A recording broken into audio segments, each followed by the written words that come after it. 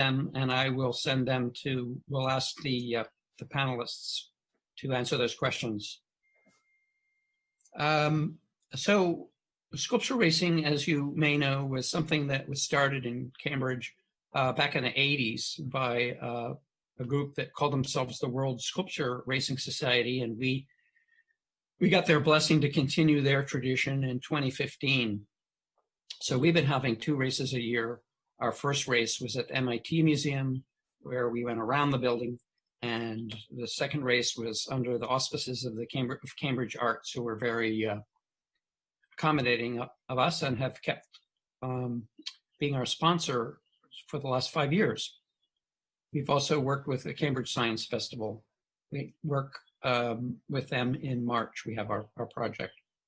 So our website is www.sculptureracing.org. So you can look at that anytime and find out about our events, or let us know if you want to participate and give us a heads up that you want to join in the fun. Can you do me a favor, Isaac? Turn on the light in the kitchen and the dining room. So the basic project is to take wacky sculptures, and the participants can be artists and engineers and family members, and race it through urban streets and sidewalks.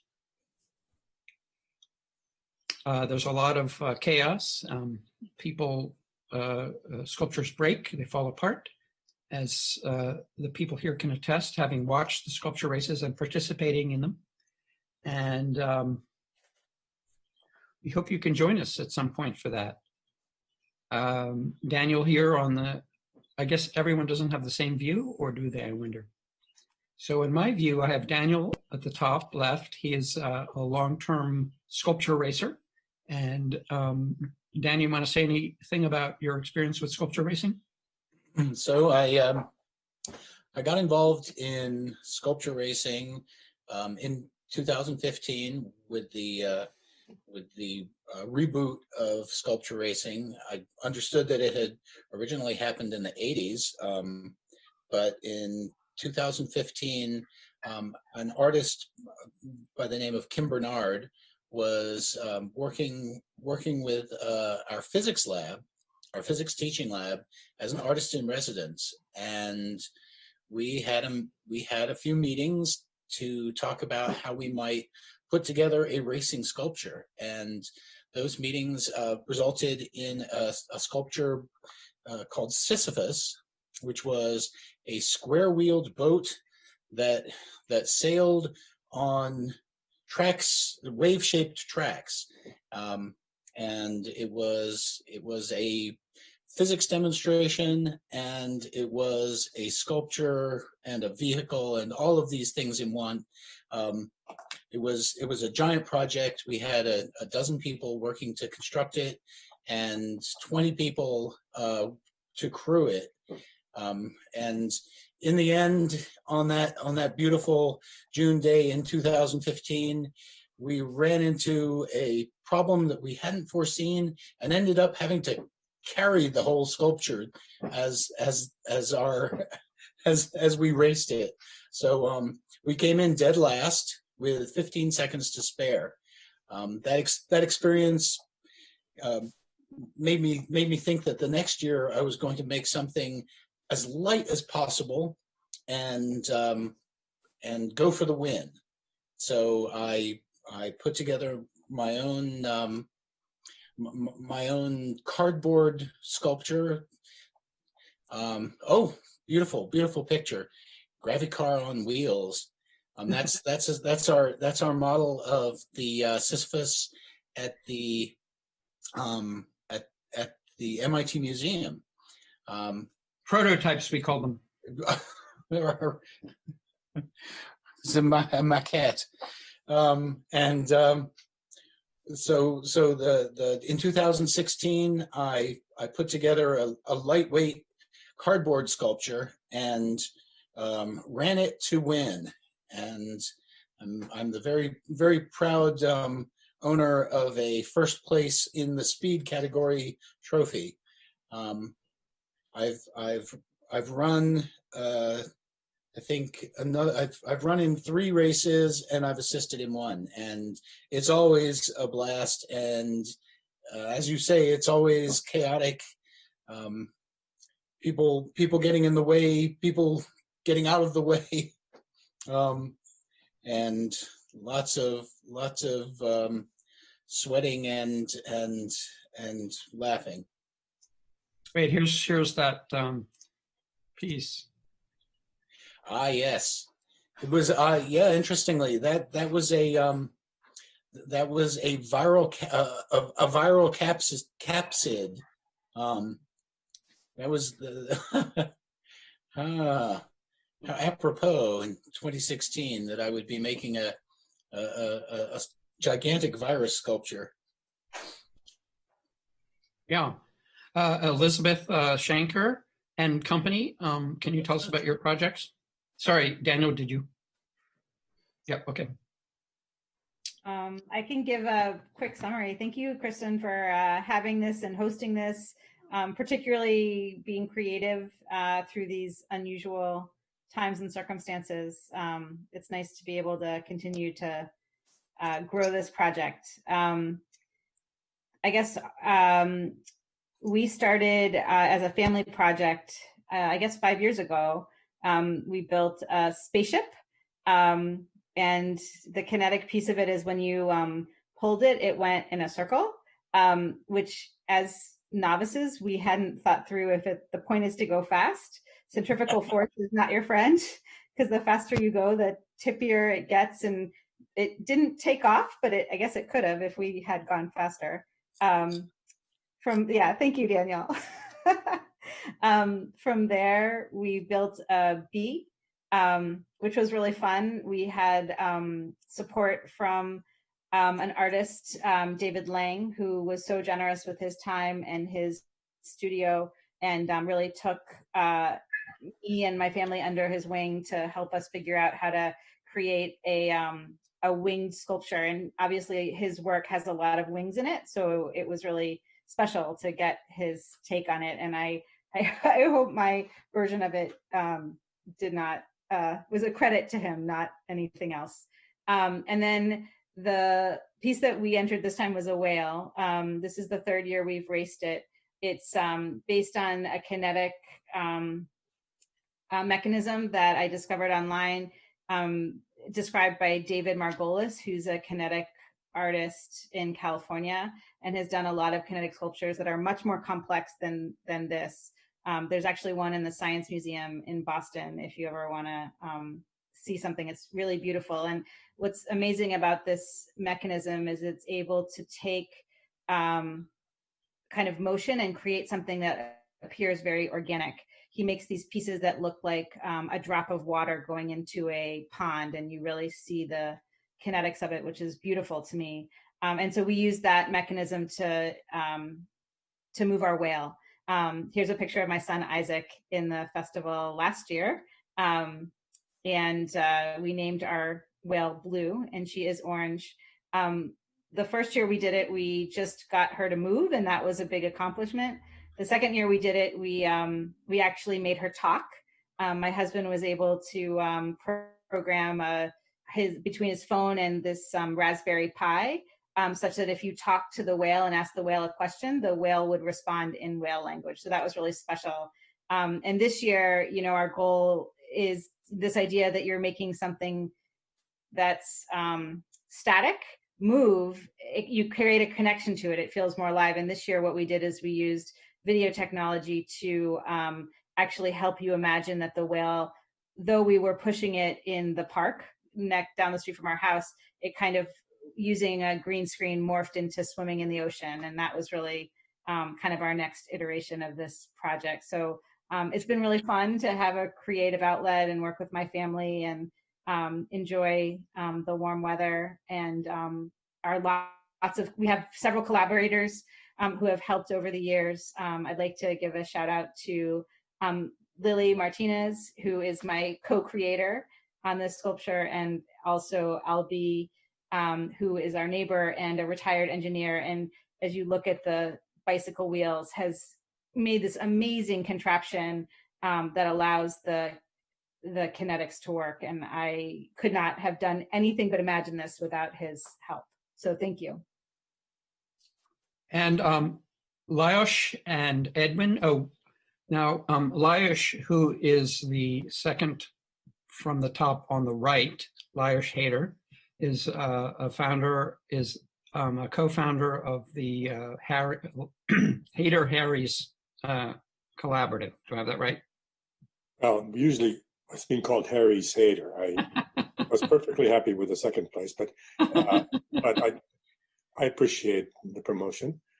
And can you tell us a little bit about how, in your perception, sculpture racing has came about and what you've seen of it over the years? Edwin, feel free to jump in. Edwin is a interim director of the Department of Sculpture, Design, and Media at Northeastern, and he is an artist, and he's one of our judges, as is Lajos. So Ed, feel free to jump in if you have any thoughts on this too, but Lajos, please go ahead. Well, my sort of familiarity and to some extent entry into the sculpture racing problem or issue or incredible excitement was basically Bill Wainwright, who was a very close friend of mine, who's no longer with us. And he had a very strong engineering background. He worked with Bucky Fuller, other people, and he also liked to make sculpture that did odd things. He had this traveling chair that was probably made 15 years ago and showed up regularly at the event. And I generally, my wife Mags and I had come out to most of the events and helped in whatever way, like push, pull, lift, whatever. Nothing very exciting, just kind of basic muscle things, which I'm not as able to do now as I used to be. And I was asked by Christian to come and join the jury, and I was happy to do that. So my most of my work for the last 30 or so years has been public art, not so much in this area, except from time to time, but all over the country, because Cambridge didn't really have a very active program on sponsoring public art, but it's getting better. So we're doing work here and elsewhere in collaboration with Max Harris. So I think that's about it, unless you have a question. I have a funny picture of you in action, but I'm not immediately seeing it, where you're racing Mitch's vehicle. So Ed, have you been familiar with sculpture racing at all? Not in this area. I have a lot of former students who are also involved in the art car, which I know is a different type of event. But personally, I've been in Boston for 30 years. I've done a lot of kinetic sculpture. Those living in Cambridge, probably the piece you might most be familiar with is the dot matrix installation at the Green Street parking garage, which occupies 3 floors of the stairwell when you enter into that space. And now I'm a member of the Boston Sculptors Gallery along with Mags, and most recently did an installation for the gallery that included Japanese lanterns that opened and closed, sort of simulating the idea of invasive species. So kinetic artwork is near and dear to my heart, and I was very happy to be asked to help jury this event. Thank you very much, Ed, for doing that. Now, I think that we could talk a little bit about virtual sculpture racing. So if you saw the video, you saw my brief introduction there. Usually our great pleasure is to perform and to interact with spectators and the environment to create a creative, hilarious, convivial public space. And so we weren't able to do that for the Science Festival or for the River Festival become Stream Festival this year. So our original plan, Daniel, can you tell them our original thought of what we were going to try to do? The original plan was that we would all have our devices, and at the appointed hour, we would all go out to a safe place on a road or in a park somewhere and start running. And on a pre-measured 7/10 of a mile course, we would run along with our phones, recording as we raced our sculpture, and whoever came in first would get the first prize of speed, and the other points of there are other categories, and those would be judged live as they happened. After a lot of thought and experiment, we came to the conclusion that it was going to be really tough to get all of our devices to upload at the same time and then download into a machine that would be able to string them all together in a way that would make a race. It was a beautiful idea, and in 10 years, I'm confident that the technology will be such, the uploads and the downloads will be fast enough that we'll be able to do something like that. But this year, I don't think we would be so lucky. So we, after a number of Zoom meetings, we kind of scaled it back to video submissions, some timed or some measured racing segments, so that there would so that Christian's editing crew would be able to put together a video presentation that would approximate the feeling of a sculpture race. And so I think you were pretty successful. Thank you. Yeah.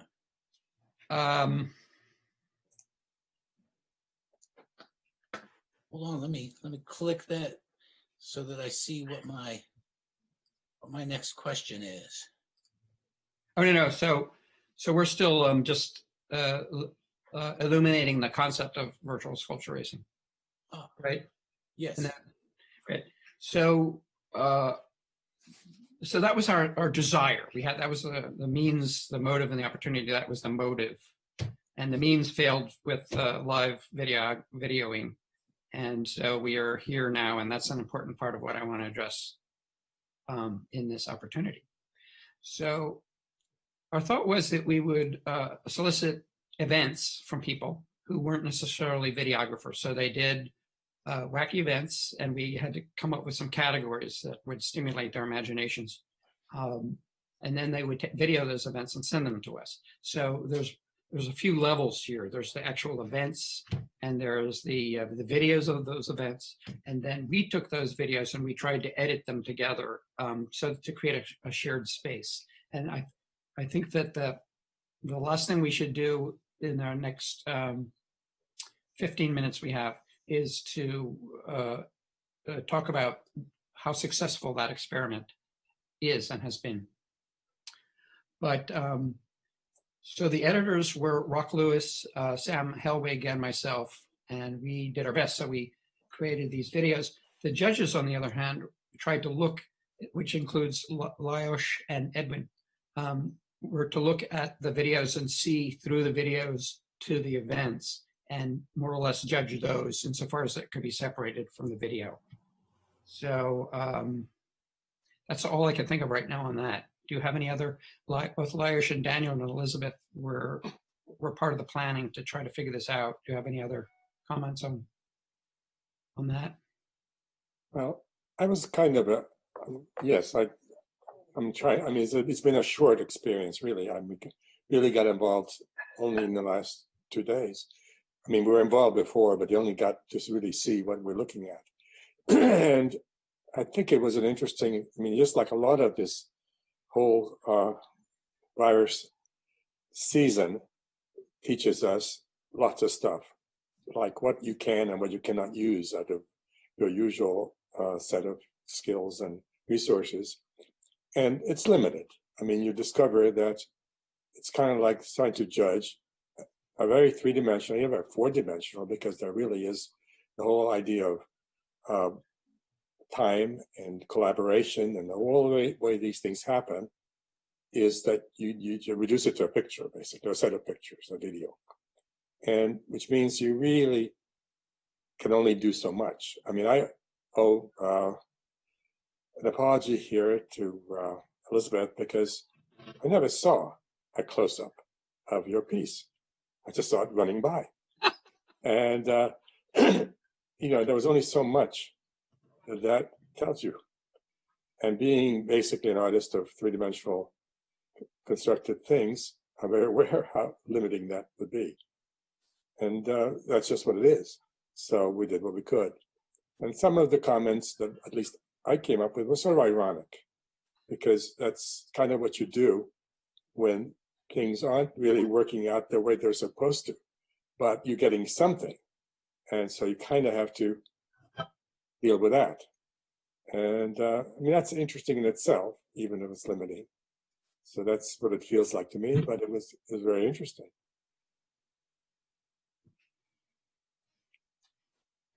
Did I insult anybody? No. I'm a little bit here and there because I was trying to queue up some images, which I don't know if it will work. Daniel and Elizabeth, do you have any thoughts on the process to create this? Other thoughts on the, I think actually, Daniel, you mentioned some stuff. Elizabeth? No, I think having done the sculpture racing for the past few years, it was really kind of a creative challenge to figure out how to kind of translate what sculpture racing is to this type of medium. And I agree. I think going from 3-dimension to 2-dimension, you kind of lose something. And I think it's a good try what we did. And I'm happy with how it came out. So thank you, Christian. You're welcome. Thank you. I, by the way, mean that too. I didn't mean that it was a failure. I just meant it was very different. Yeah. I didn't hear that. I mean, that didn't. It's experimental, and I mean, when I was doing it, I didn't know what to call it. What was it? Documentary, creative documentary. You know, I thought I've ended up with experiment, because you can never go wrong with an experiment. Right. Right, Daniel? Absolutely. So what I want to show you now is just the projects. In case you didn't see the movie, I have a still. I was trying to queue up a video, and it's going to make some noise because I don't know how to turn off the video. Let's see. I mean, I don't have to turn off the sound, but I think it's kind of cool. There we go. Are you going to share the screen? No. I'm trying to. I have the whole video in Final Cut, and I'm trying to just show one part of it that shows the. So I had to queue it up. So you're seeing all of my Final Cut. That's all right. Okay, so this is just. I'll put the still back up. Cool. We hope you will enjoy them. So I couldn't figure out how to, in the time I had. Wow, has your son been on that entire time, Elizabeth? My son, what do you mean? Graphic. Was I sharing the screen? Yeah. Okay. No. So here's this.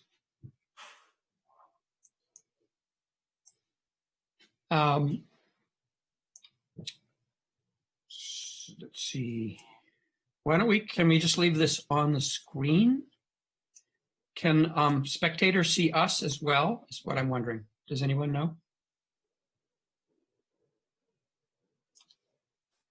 I don't know. We show up on the Zoom, but I don't know what's actually being broadcast. Okay. Well, that's an important question. Something that Zoom themselves were not able to answer because I didn't ask it correctly. Can one of our angel overlords, tell me if you're listening. Okay, great. Are you seeing us? Okay, excellent. Thanks. Thanks, Sean. That's Sean Ethel from Cambridge Community TV. So let's chat about these. Now, normally, so we've got about 8 minutes. Usually we give prizes. Initially, we gave prizes only for speed. Now we give prizes for ingenuity, spectacle, and speed. This year we added a dynamism. So with the idea being that if people were at home, they could still, and didn't have much space, they could participate by doing something dynamic. In music, it also means louder and softer. So there were a variety of ways you could take that. And our judges, Lyosh, I have why don't I give the results? And then Lyosh and Ed can give their 2 bits. Do I have those? I do. So the prize for now, some of these people won second prizes, but I'm not going to go into that now. I'll let them know at the time. Now, all of these folks, there are 5 artists and 7 submissions, as you can see from the blue page. Initially, we were going to have physical trophies, but instead we were going to give them Motion 5 animations and certificates as trophies. So the prize for dynamism is Sam Helwig. And you can see his wacky, let me turn on my annotator, which is completely mixed in with everything else currently. Spotlight. Oh, I see. So this little red dot. So here's Frame.io, Sam Helwig, riding on his skateboard. This structure here is comprised of all of the skateboards he's owned since he was a kid, and it's just the tops of them. And he has gas cans on the front and back, even though the propulsion is through his legs. And he moved that thing quite dynamically. So he is getting the award for dynamism.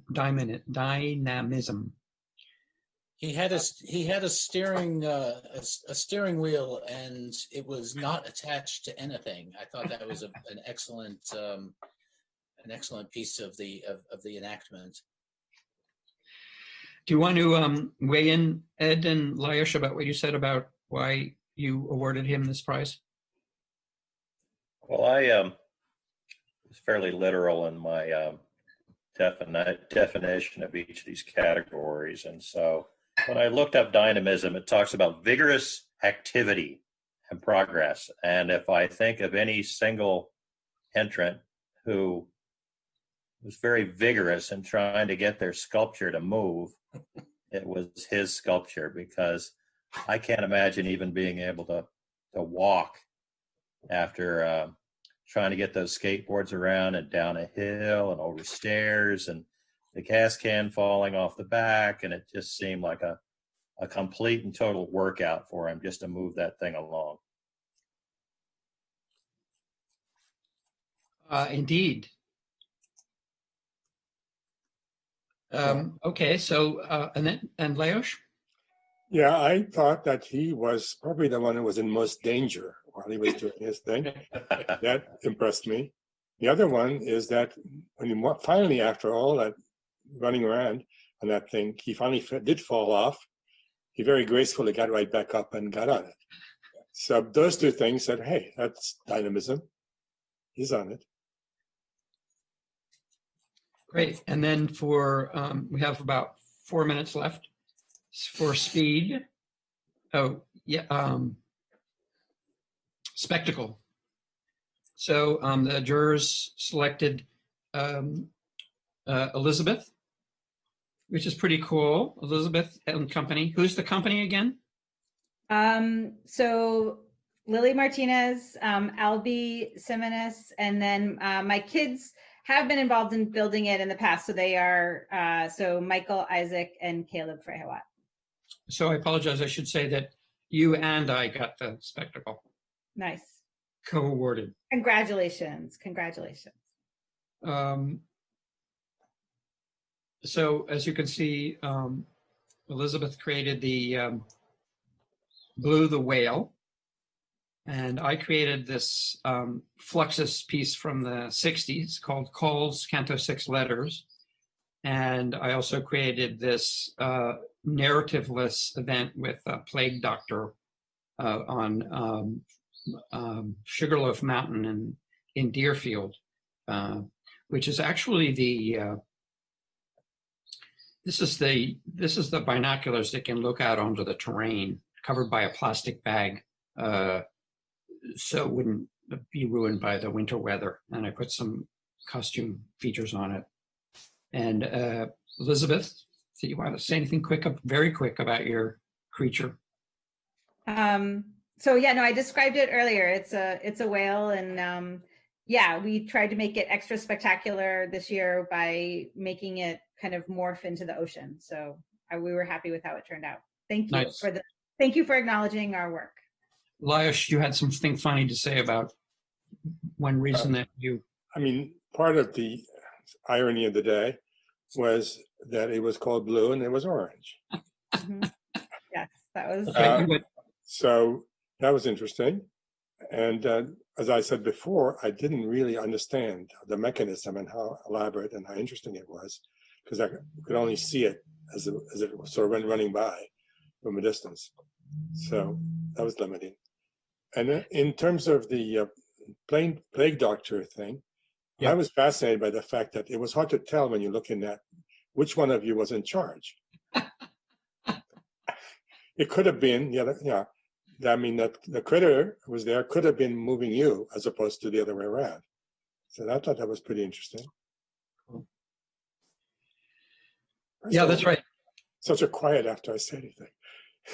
And Ed, any thoughts on those? Yeah, I mean, I've never actually attended one of the races. I'd like to do that in the future, but this is one of my personal favorites, and it comes closer to what I imagine seeing at the race in terms of these kind of mechanical contraptions with people powering them. And so it was very nice to see this piece in the list of entrants, because I think it gives me maybe a better taste of what the race has been like in the past and might be in the future. And so I was happy to award it the Spectacle Award. Fabulous. So now we only have 1 minute. We have 30 seconds probably. So let me actually just summarize. So we have the award for speed went to Drew and Company, and the award for ingenuity went to Ned Carlson. And that ends our, I wonder if that's a warning sign or whether we actually have to get off now. Kirsten? Yep, that's your time. So okay, thank great. you guys. Thank you all. Sorry for the rough ending. That's okay. Yeah. I really appreciated all your help. Okay. So if you all want to go to a Zoom, I'll send you a Zoom link and just to do a debrief. All right. Thank you, Kirsten. Thank you all. Thanks, everybody. Can you turn us off? Yep. So you can turn off your mic and video and leave the call. Okay. So thank you to Christian and the rest of the People's Sculpture Race team for their great work putting together the sculpture race under strange conditions this year. Next up, we have Rachel Sumner, who is a local singer and songwriter. And Rachel is going to play us some of her songs, and she has some exciting news that she's going to share later in the month. So please follow her at RT Sumner on Instagram and visit her website at rachelsumnermusic.com to learn more. So please enjoy this live performance by Rachel Sumner. Hey everybody, can you hear me? Awesome. Thanks so much for having me, Kirsten. And my name is Rachel Sumner, as she said, and I'm going to play you guys some tunes. Here's one of mine called So What? I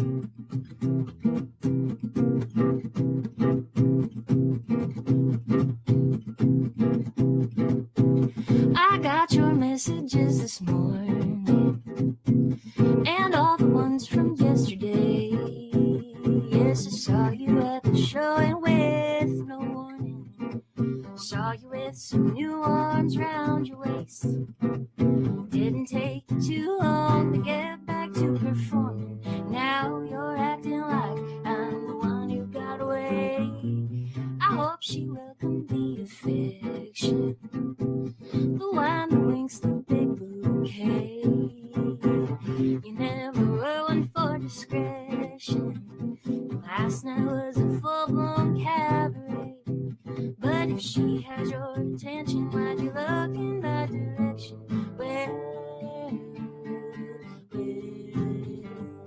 So what, maybe I almost felt like crying. So what, maybe you saw me start to shake. I prefer to seem unfazed, doesn't mean I've been upstaged, because I don't need you anymore.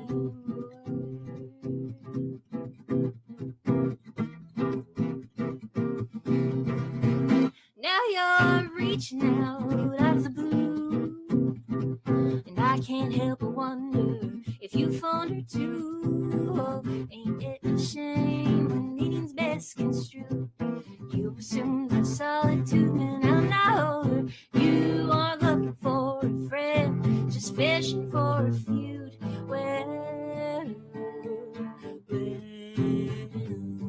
So what, maybe I almost felt like crying. So what, maybe my knees started giving way. I prefer to seem unfazed, doesn't mean I've been upstaged, because I don't need you anymore.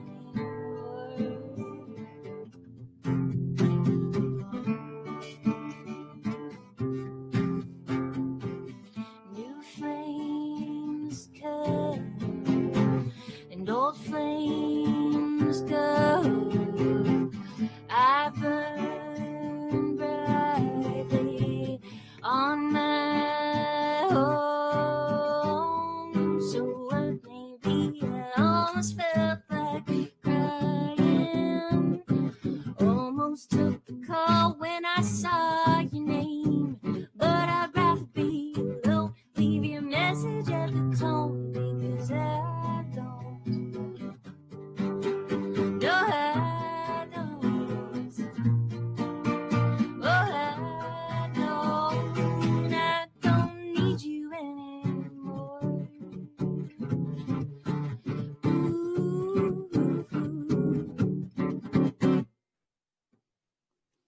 All right. Let's see. Is everything coming out clear? I'm going to assume it is. Let's see.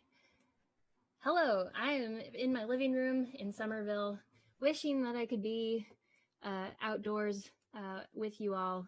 But thank you so much for tuning in. I'm so happy that we're able to meet in some way.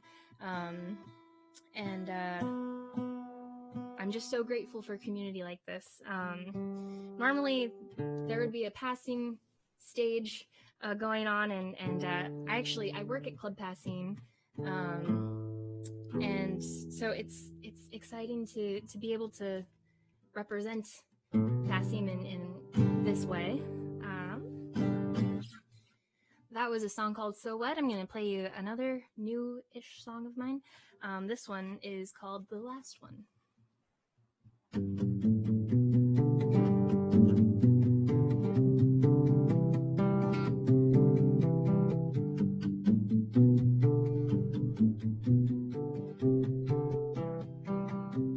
It's always the last shot, at least that's what they say.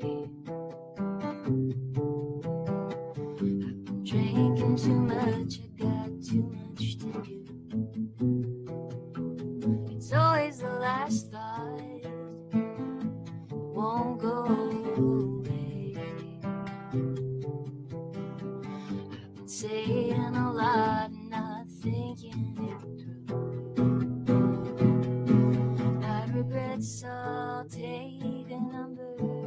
standing patiently in line.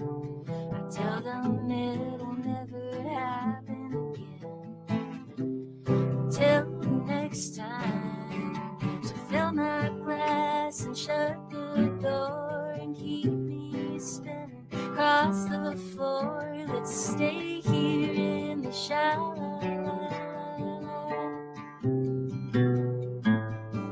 Tomorrow's still so far away, and sorry is for the light of day. The last one's still another one away.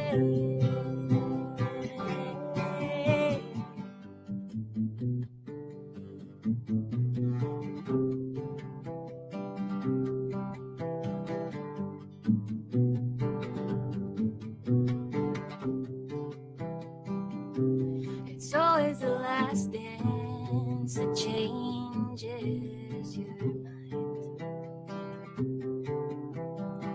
I've been hanging around making questionable friends. It's always the last chance that takes all your time.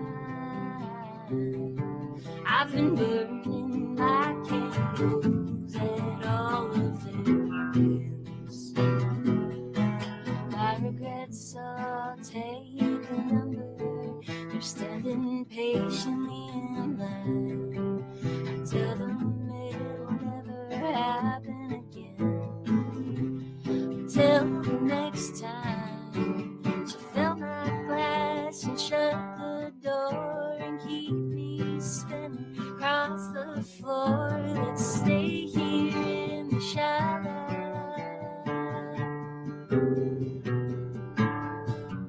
Tomorrow's still so far away, and sorry is for the light of day. The last one's still another one away.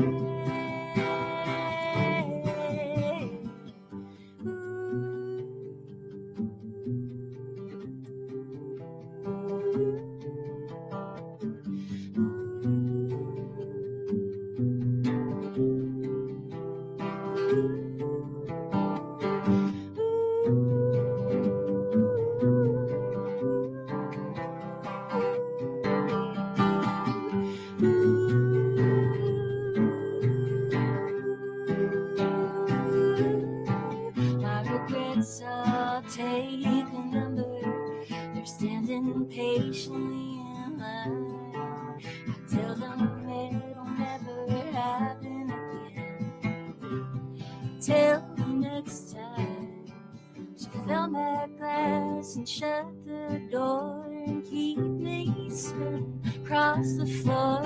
Let's stay here in the shower.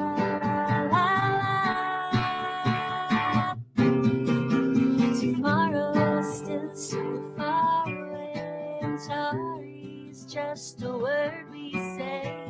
The last one's still another one away.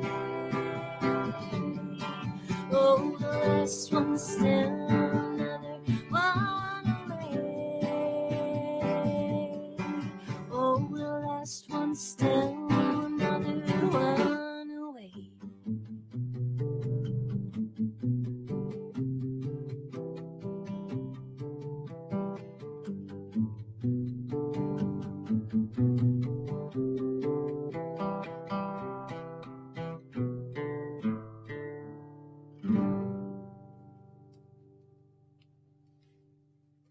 And that's called The Last One. All right. I'm going to play you guys a brand new song that I wrote last week, I think.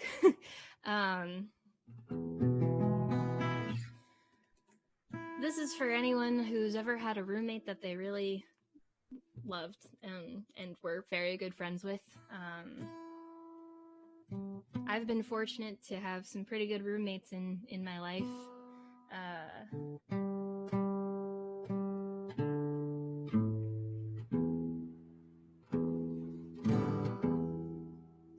This one's called Katie.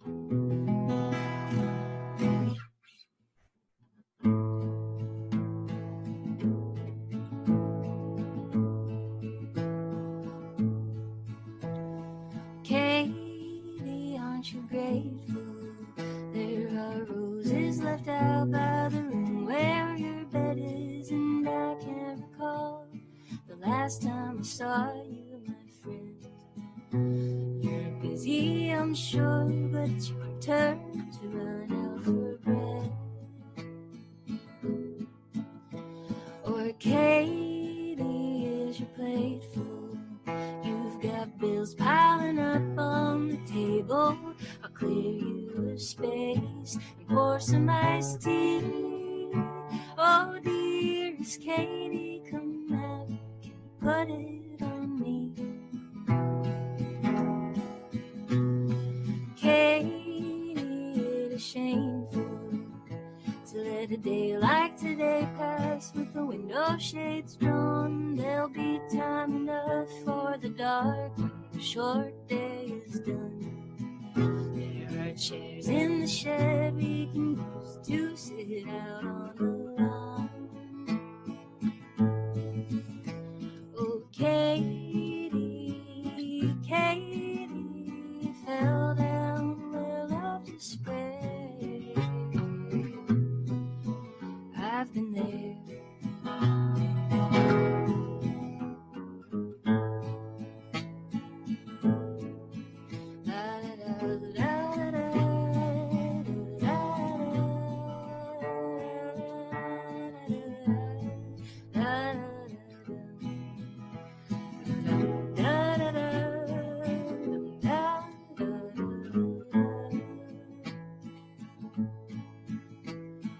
I may be unable to say anything that can soften or smolder the worries that burn in you now, but please allow me to try, Katie, I'll try.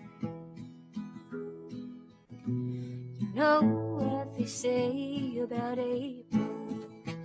Well, maybe they're right, and although it's July, August may bring you surprises and fields full of flowers. And oh, my dear friend, I'll remain where I'm standing beside you to see your sweet smile.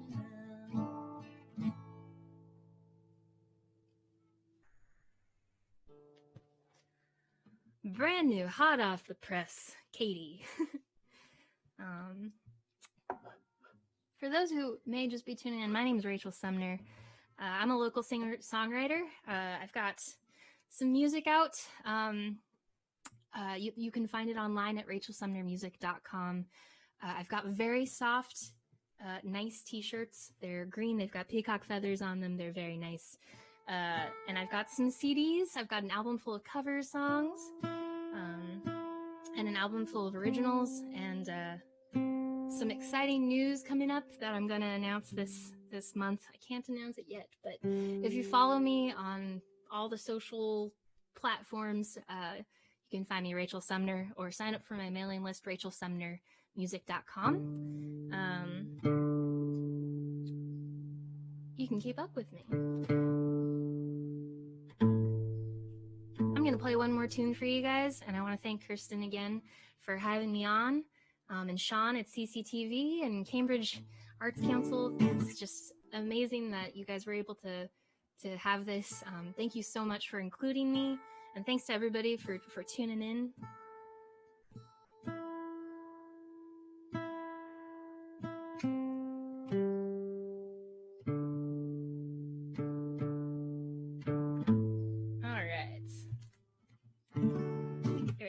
This tune is a song of mine. It's called Hold on Me.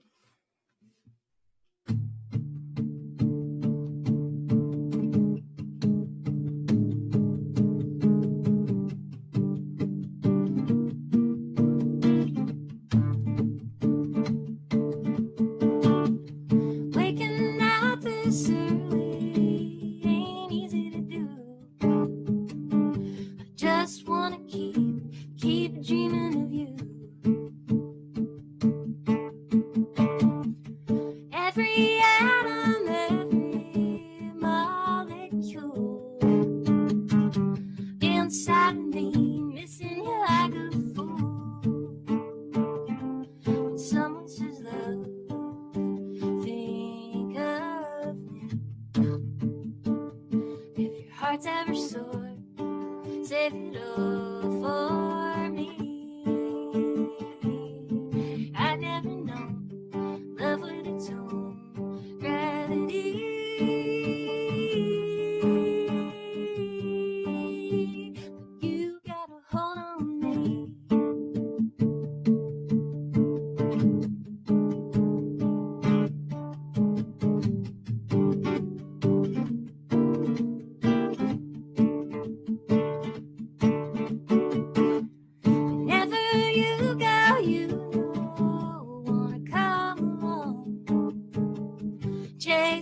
nothing, ramble, rub, and run. Ooh, it never happens. I got holes in the shoes, so I'm gonna keep dreaming of you. When someone says love, think of me. If your heart's ever sore, save it all for me. I never know love with its own gravity.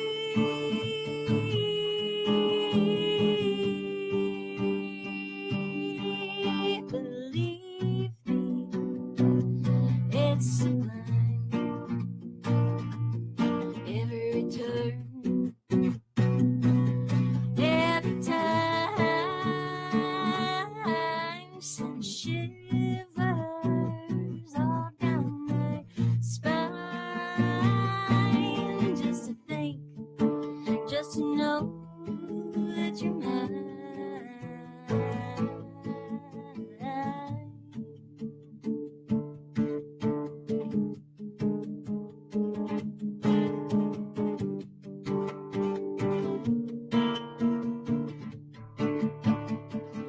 When someone says love, think of me. If your heart's ever sore, save it all for me. I never know love with its own gravity. But you got a hold on me.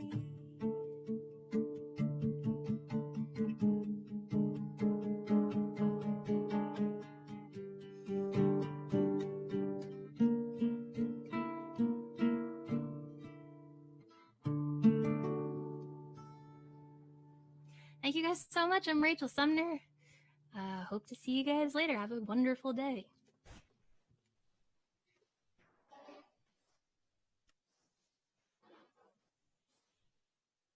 Okay. Thank you so much, Rachel. That was an amazing concert. I know it's hard to perform for a computer, so thank you so much for that beautiful, beautiful concert.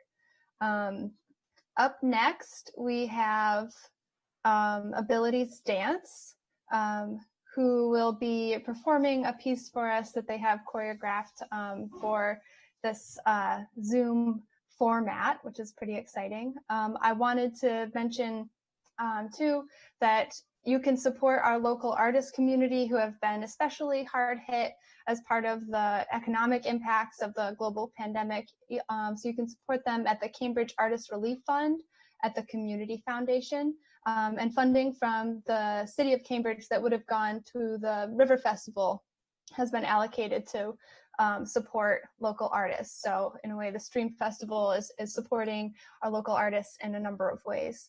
So we hope that you can donate if you're able to. So again, up next, we have Abilities Dance Boston, who's presenting a special selection of performances for the Stream Festival. Abilities Dance's mission is to disrupt antiquated ableist beliefs and disseminate the value of inclusion through dance. And we are thrilled to partner with them for this program. So please join me in welcoming Elise Patterson, the Executive Director of Abilities Dance Boston, and their company.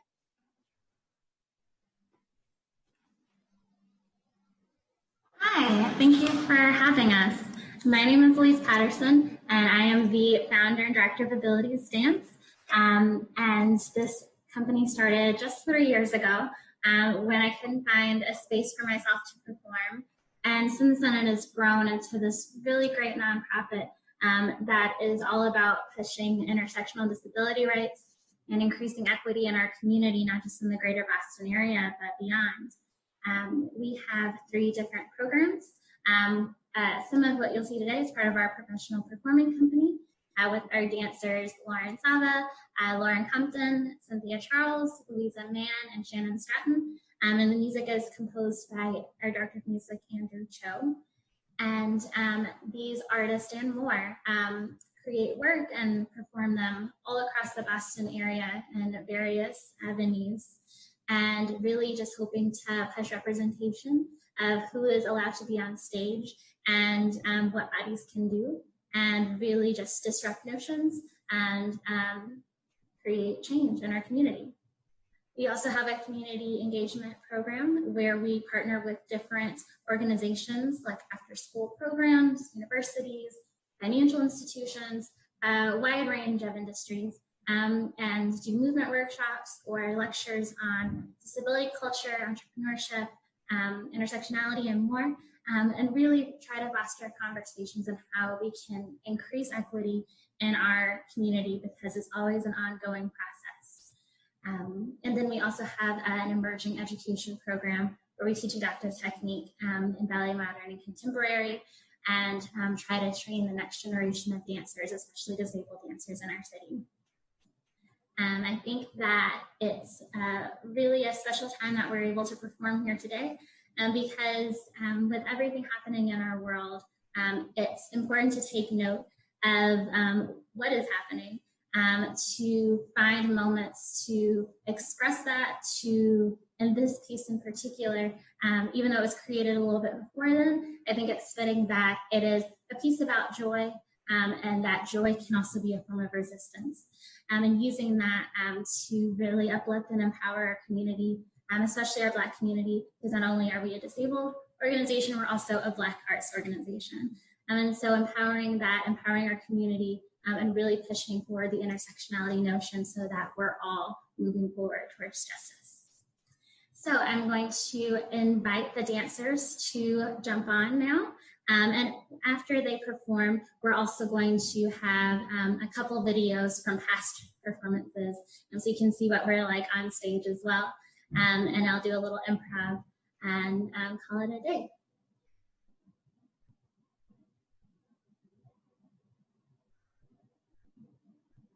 So if the dancers can get ready, I will start the music.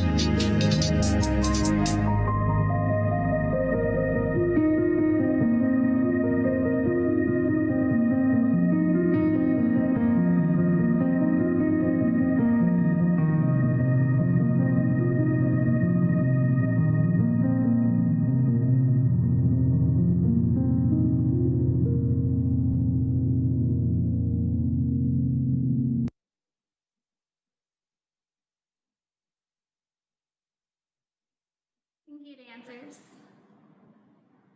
I think it's also important to note in this piece that they're all in different timings, they're all in different states, and through this, having the same motion of movement in all these different times, we're still connected even when we're apart. So thank you.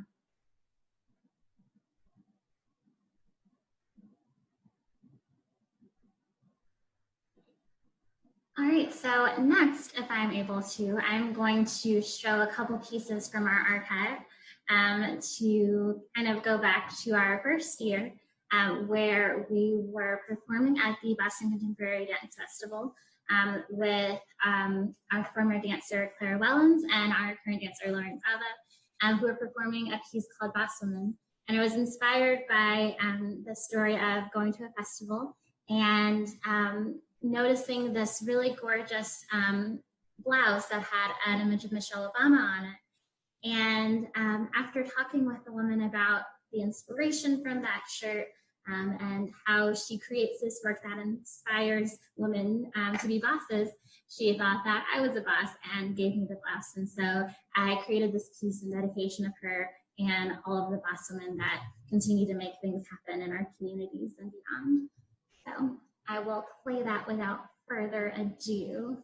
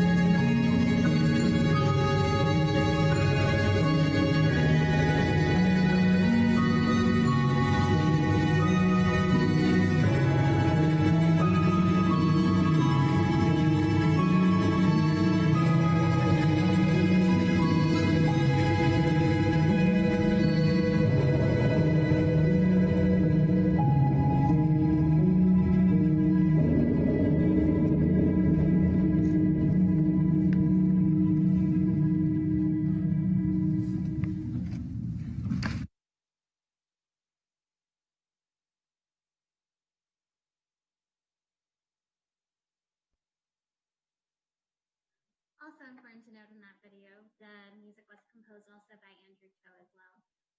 And it was great because in the other image, the blouse, there was also Frida Kahlo, who was also a strong inspiration for me in my work, who created work that in response to her spinal accident that really resonated with me, that she incorporated that into her work, that she continued to defy barriers, that she created really fast outfits, and just continue to create art that resonates through today and beyond.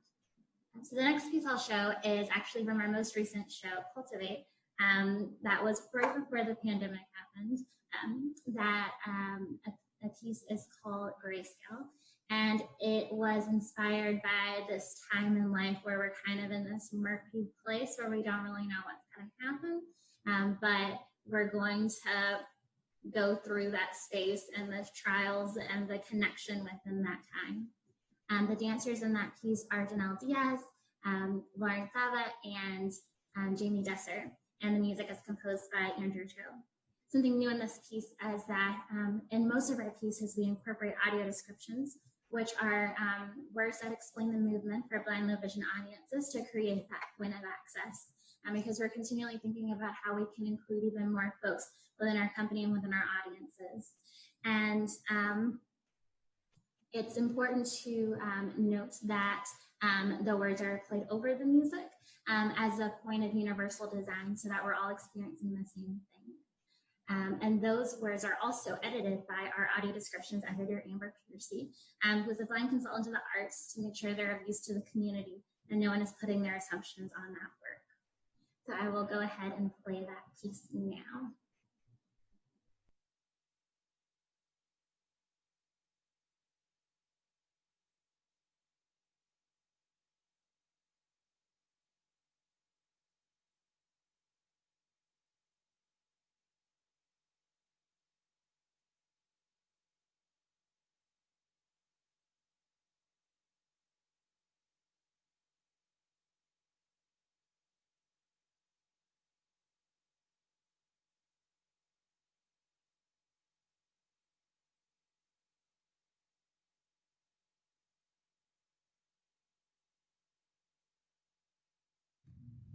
Janelle faces right, with right arm extended, holding hands with Lauren, who is in a lunge facing her, with right arm extended, holding hands with Jamie, whose right arm is extended, sitting on the ground, with right leg bent up, facing left.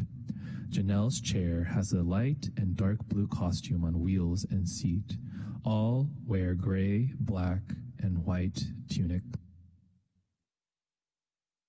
They gaze intently at each other. Their grasp breaks. Janelle turns to face us. Lauren's arm swings up. Jamie bends over to face the floor. Janelle spins, then Lauren spins with arms windmilling. Jamie deeply lunges, pushing hands out. She rolls on floor to stand, then spins with left arm bent and right arm extended out into lunge. Lauren repeats the spin and lunge. Janelle repeats the spin and lunge. They step with right leg bent up and behind with right arm bent up and left arm extended. They alternate. They spin, Lauren and Janelle facing each other. Jamie steps to balance between them, swinging right leg over to spin out. Lauren spins away. Jamie and Janelle extend right arm out and left arm back. They spin to face Lauren. Lauren steps twice, then runs between them, bending as she pauses. She steps out and repeats to Janelle's right. Jamie repeats to her left, repeating at alternate sides. Jamie bends down, Lauren steps on Janelle's chair, and spins off to face left with left arm bent and right arm extended. Jamie steps on Janelle's chair, swings right leg over, and steps off to kneel on the ground with right arm bent in and left arm extended facing right. Janelle moves to the right and spins to face left. She runs between Lauren and Jamie, their right arm over their left, arm circling to left over right. They pivot to face right, moving forward at various heights. They arch back with arms forward, left arm circles over. Jamie pushes arms in and stands. All face right corner. Jamie and Lauren behind Janelle as she pushes forward, Jamie pull her back. Repeating, each time bigger, Jamie and Lauren's legs lift as Janelle pushes back. Jamie spins to left corner. Lauren spins to right corner. Janelle spins back. Jamie kicks right leg and arm over, sways right, repeating backward in a zigzag until reaching Janelle. Facing in front of her, their arms extend down. Lauren sways her body in place, growing larger. Jamie grabs Janelle's left hand and pulls it behind while grabbing right hand and rotating behind her. They release. Facing back, Janelle grabs Jamie's hand as she rotates around her, ending to the right of her and facing each other. Janelle faces front and grasps at her sides.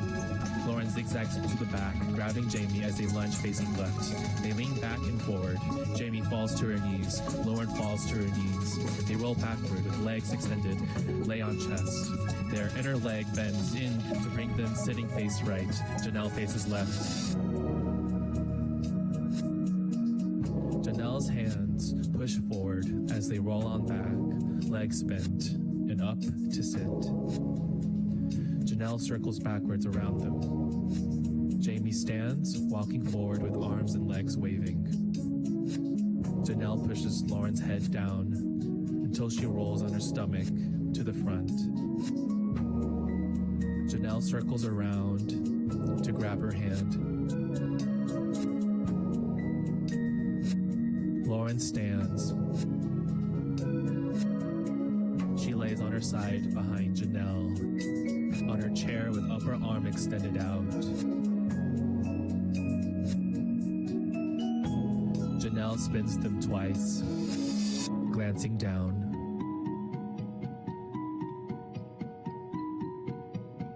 Lauren leaves Janelle facing right. Janelle moves to the left side. Jamie zigzags to Lauren, grabs her waist, and pushes her back to Janelle. Lauren spins facing back. Jamie's right leg lifts, leaning on Janelle. Steps forward, rolls her head across Lauren's back, and faces back. Janelle comes into the corner, wraps her hand, and circles around Lauren. She leaves to repeat around Jamie.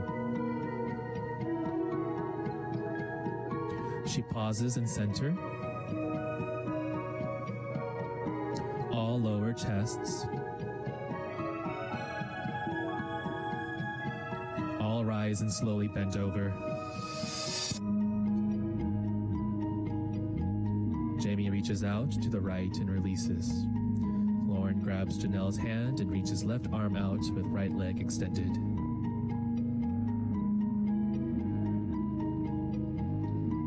Lauren releases to circle around them. Jamie grabs Janelle's chair to face left.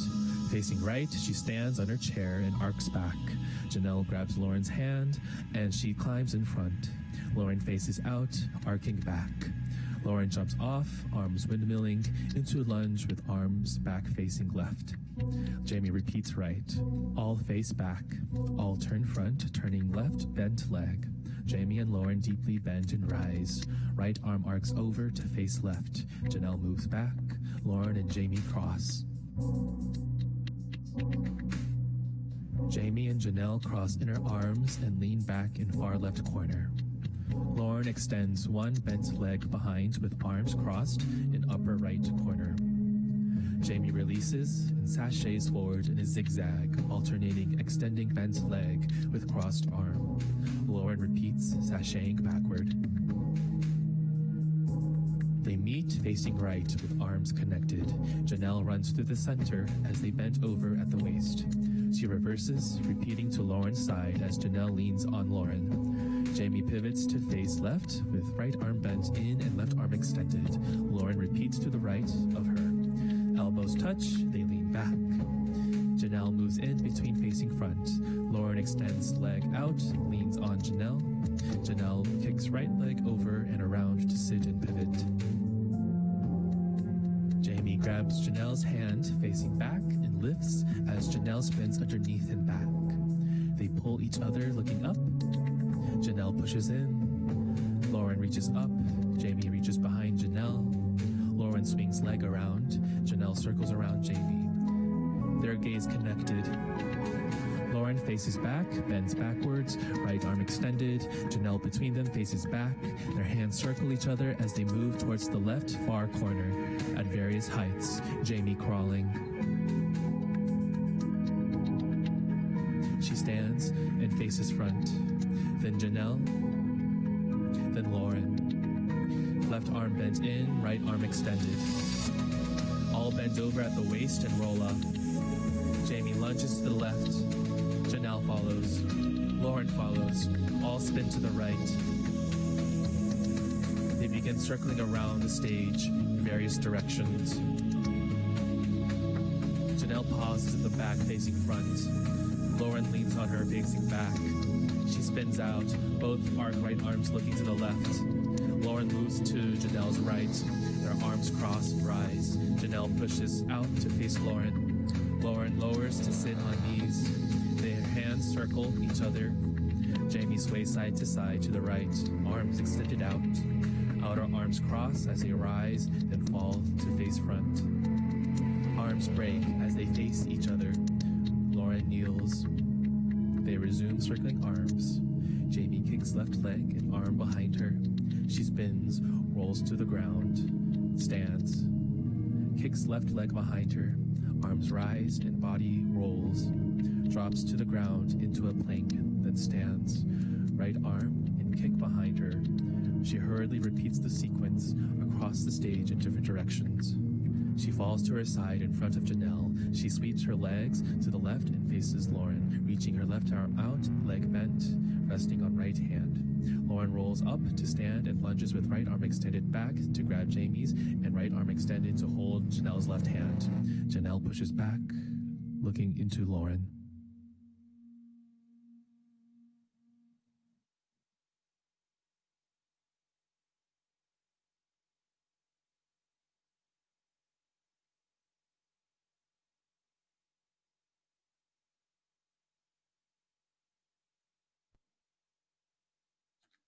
Also important to note that in that piece too is that the costumes were designed by our costume designer Laura Brody out in California. And not only did she design the costumes for bodies, but also for our mobility aids. So if you notice that there were caps on Janelle's wheel and on the back of her chair, and that's a really important part of our work too, is that we seek to also elevate mobility aids, to beautify them, to demystify notions that they're ugly and to be considered less than or not as elegant as the extensions of our bodies that we move in, and that they should be treated as such. So that's just another element of our work as well. But I wanted to thank you for watching our work. We appreciate it and we appreciate you. If you're interested in learning more about what we do, please follow us on social medias on Facebook and Instagram at Abilities Dance Boston. In addition to our website, abilitiesdanceboston.org, where you can find out more about our organization, be able to see where we're at next, and just reach out if you have any questions, comments, concerns, thoughts, or feelings. So thank you again. We appreciate it. Great. Thank you so much, Elise. That was Elise Patterson and the Abilities Dance Boston Company. For those of you who are just joining us, welcome to the Cambridge Arts Stream Festival. We started at 2 p.m. and we'll be going until around 9:30 with live arts programming for you from the city of Cambridge. So up next, we have a special concert for the Sycamores, which is a joint presentation from Green Cambridge and the Multiverse Concert Series in partnership with the City of Cambridge Community Development Department. First up, we're going to meet Jen Lawrence, who's our sustainability planner for community development. And Jen has been an incredible partner working on the Stream Festival with us. She's been putting together an amazing array of climate action art pieces for our Climate Pavilion page on the Stream Festival website.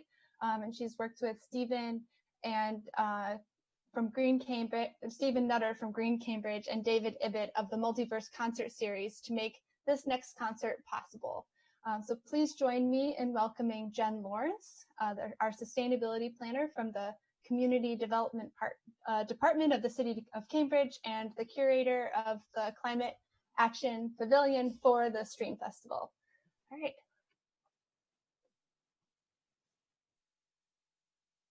Great, thank you. And my apologies if you hear the animals in the background. I try to get away from them, but they like to get in. My name is Jennifer Lawrence, and I am the Sustainability Planner for the Community Development Department at the City of Cambridge. We are honored to once again be hosting the Climate Action Pavilion, and thank Cambridge Arts for having us again. This year, we've collaborated with some of the most effective, passionate, and artistic environmental minds in the region to bring together a spectacular virtual celebration for you in honor of the 50th anniversary of Earth Day. Don't miss out on arts projects with Groundwork Somerville, Blue Bikes, and Carolyn Lewinberg, tips and tricks for taking climate action from the Community Development Department, the Cambridge Energy Alliance, and Public Works, at-home lessons for the family with the Mystic River Watershed Association and the MIT Museum, games and videos from the Charles River Conservancy, Mothers Out Front, Green Cambridge, the Cambridge Police, and the Charles River Watershed Association. And finally, workshops you can do from home with our Safe Routes to School program, Mass Bike, the Public Library, and Extinction Rebellion Mass. These amazing programs will be on the Stream Festival website for the next couple of months, so please check them out. And you can find out more about the work of the Community Development Department on Facebook, Instagram, and Twitter. Our handle is CDD@344. And without further ado, I am so excited to introduce the concert for the Sycamores in honor of the Heritage Tree program, hosted by Green Cambridge and the Multiverse Concert Series. And now the concert for the Sycamores.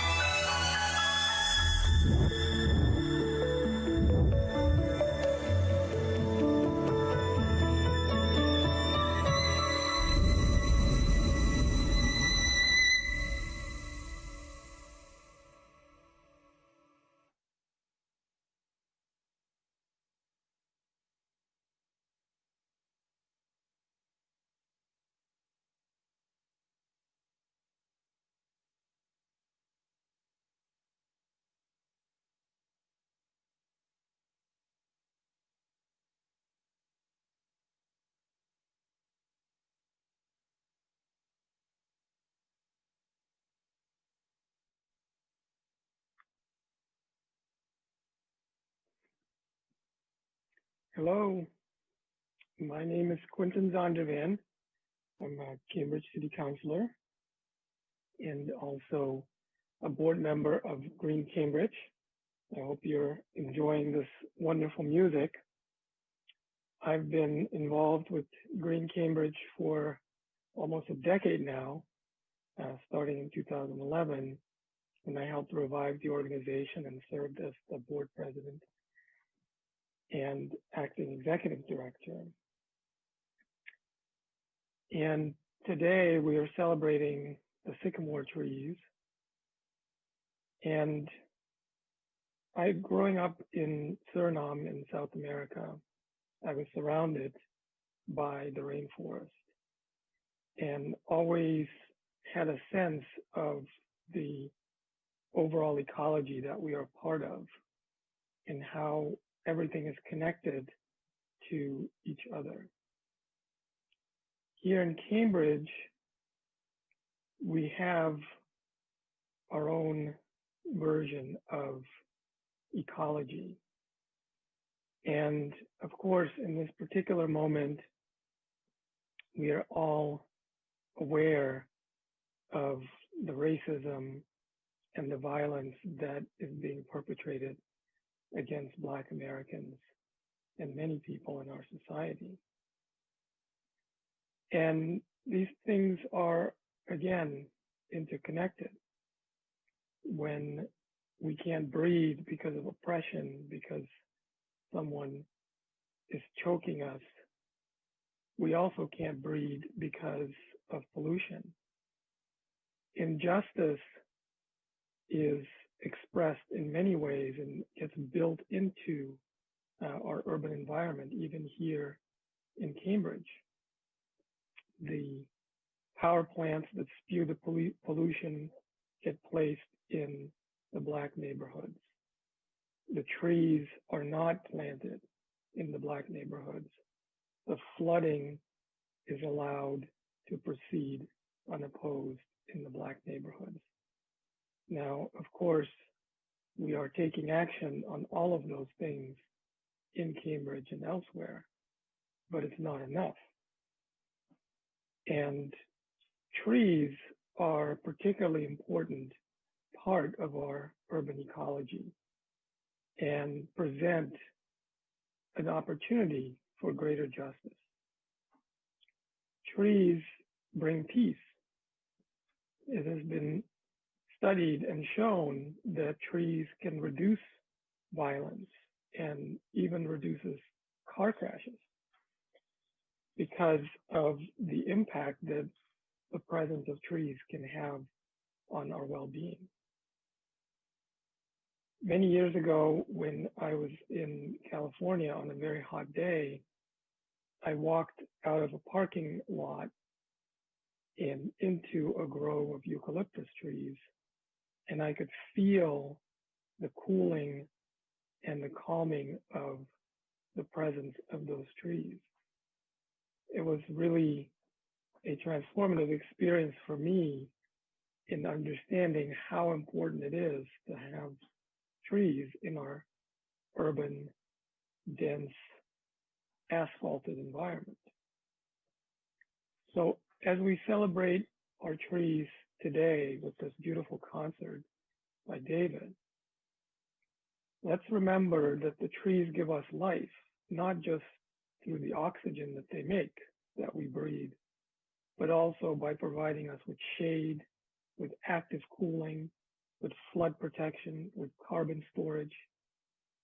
And let's make sure that we redouble our efforts to make sure that we include all voices and that we prioritize those voices that have been for too long marginalized, ignored, suppressed, and oppressed.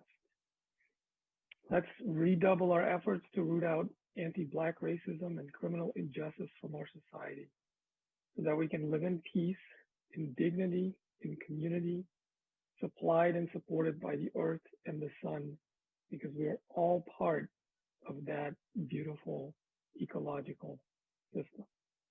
So thank you again for joining us, and enjoy the rest of this beautiful concert. Thank you.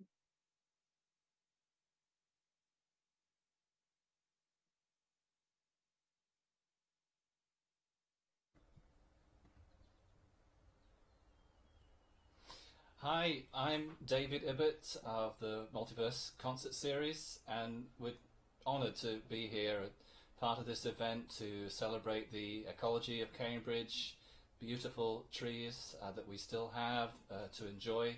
It's a little more complicated at the moment, but we can still go for walks if we're able, and the incredible work of Green Cambridge to preserve the trees and preserve them for future generations.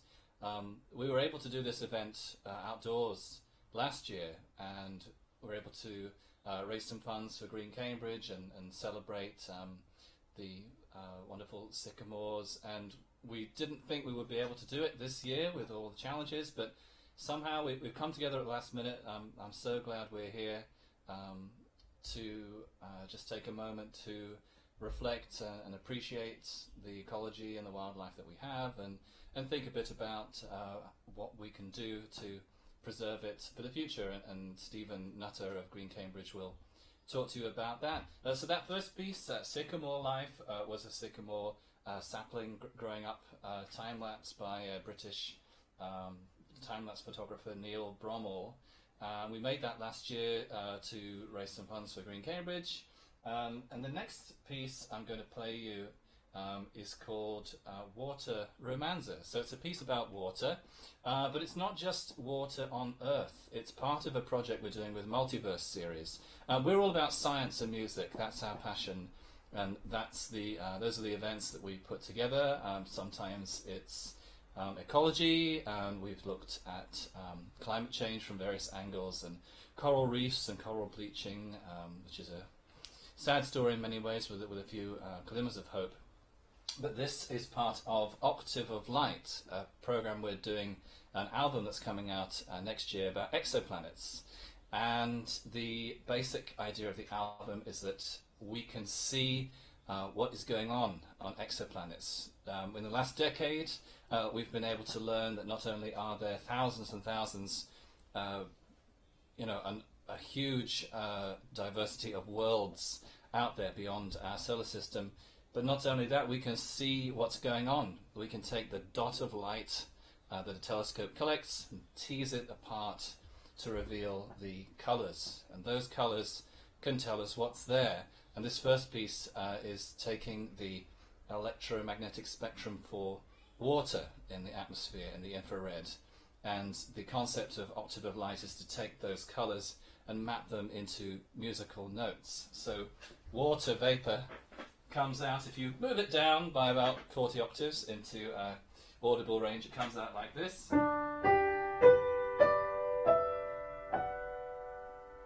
It's a small portion of the full spectrum, but it works if you transpose it down. And this piece is a celebration of water and how we know that there's water on other worlds. We're not alone as having water on our atmosphere, and a reflection on water and everything it does for life on Earth. This is Water Romanza.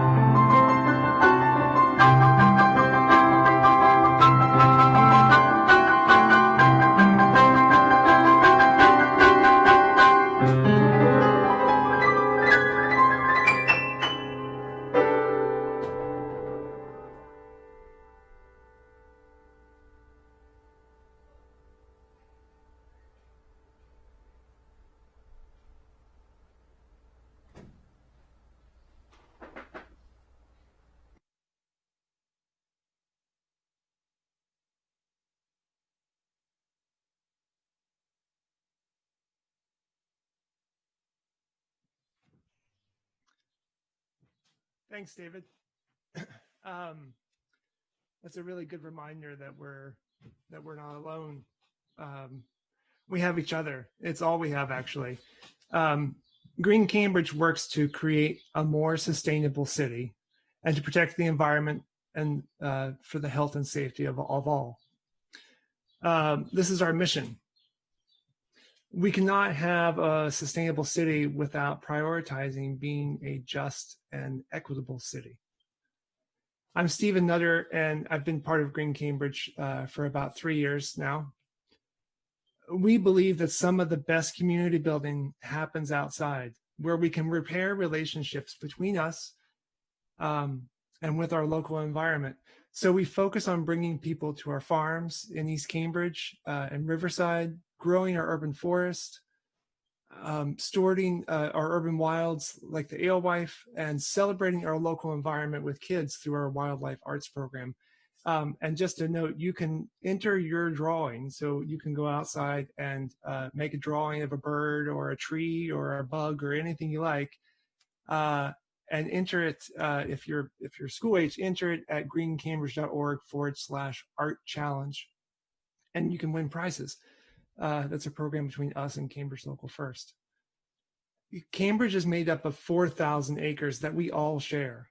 And no matter if it's public or private, a street, or part of MIT or Harvard's campus, this land is our land. And how it is used affects us all. But it affects our under-resourced and vulnerable individuals and families the most.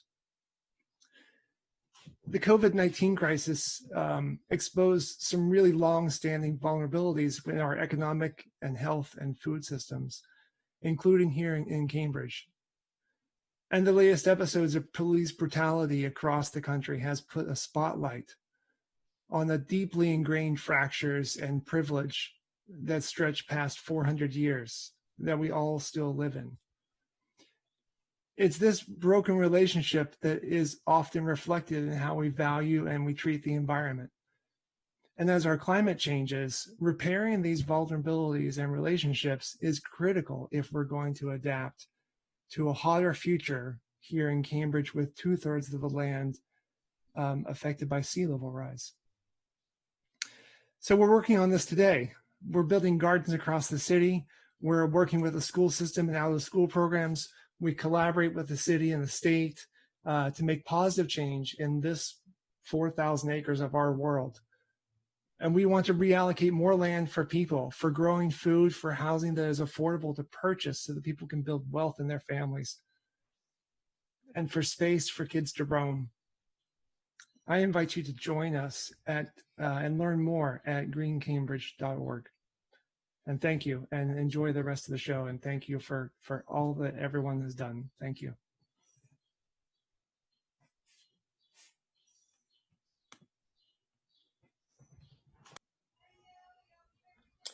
Hello again. It's very hot here.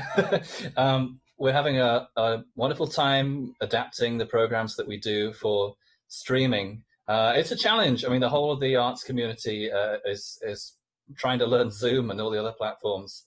And we've had a lot of help to put this show together from the CCTV team.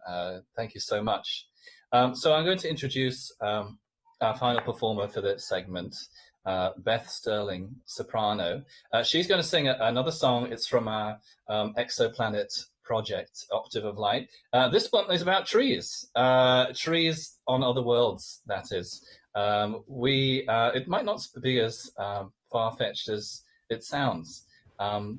We're able to study, we obviously understand photosynthesis and the way that pigments work and chlorophyll with our trees here on Earth. And there are some very strong signatures that plants give off in the light, in the infrared. And we know that chemistry doesn't change wherever you are. Chemistry is universal. So there is a good chance that we might be able to find trees on other worlds. The trees, maybe they might be green. We don't know what they would look like, but we know that in the light, they would display this distinctive bump in the infrared frequencies. We call that the red edge. This is the science collaboration that we're doing. So Beth is going to sing for you. She's singing with a digital orchestra that we put together in the background. There's a violinist featured, Amelia C., who recorded her part, but Beth is going to sing live from Belmont. I'm going to hand it over to Beth Sterling, soprano, with Red Edge.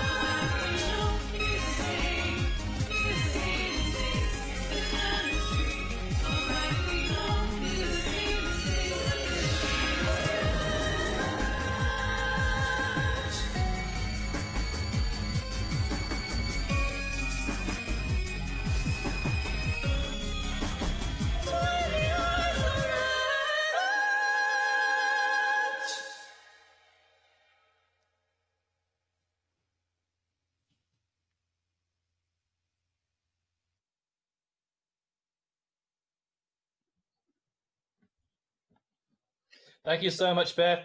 Round of applause. We're running out of time. I just wanted to say thank you again to Beth. So we are encouraging donations to Green Cambridge. Stephen will talk about that. But anybody that donates to Green Cambridge today will get a digital copy of our album, Octave of Light, which has the last two pieces on it. So if you've enjoyed the music, you can support Green Cambridge, and you'll get the album when it releases in November. That's all from me. Multiverse Concerts. We have one on Tuesday over the Science Museum. It's free. Come and check us out. Thank you so much. Bye-bye.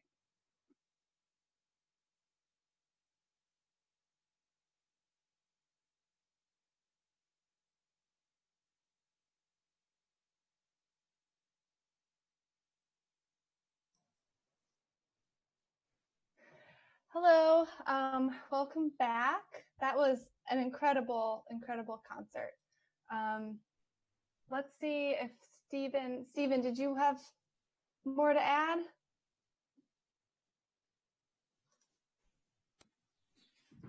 I just wanted to say thank you to everyone. Thank you for coming. And if you would like to support Green Cambridge, that would be wonderful. We survive on our donations. greencambridge.org /donate, and you'll get that free album from Multiverse when it comes out in November. So thank you. Great, thank you, Stephen. That was an incredible concert. That was the concert for the Sycamores, and to find out more about the concert or the Multiverse concert series in Green Cambridge, you can visit their websites. And there's links to both of those on our websites, the CambridgeArtsCouncil.org website. So, and again, there's much more art related to science and climate activism on our Stream Festival site. So please take some time to explore everything that Jennifer Lawrence and the Community Development Department and our partners have put together there. So for those of you who are just tuning in, welcome to the Cambridge Arts Stream Festival.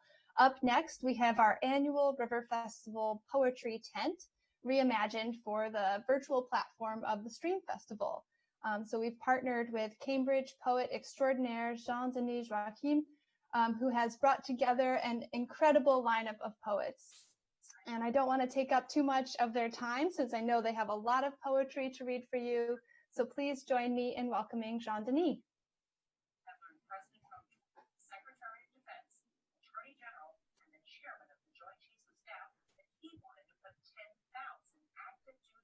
Okay. We're waiting for the transition. All right.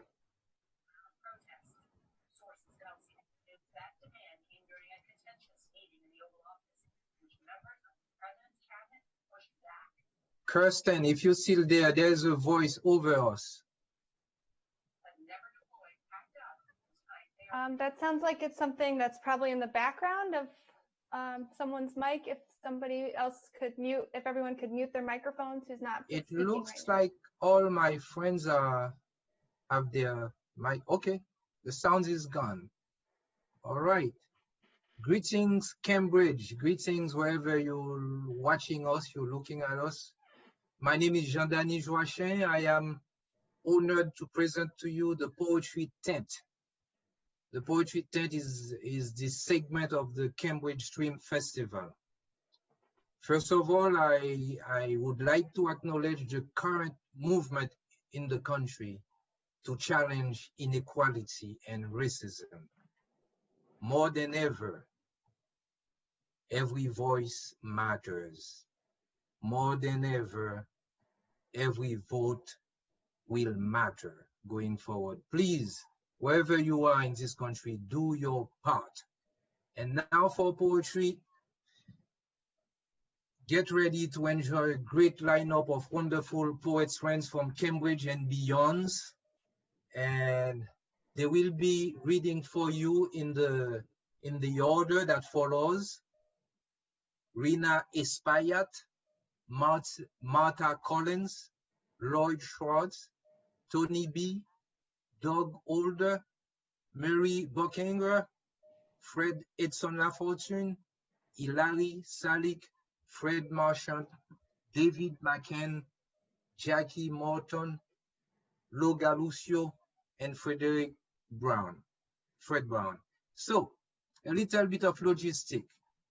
in case someone is not here, it doesn't happen, any technicality that happen, the next person next read, just read, and then we will take care of that at the end.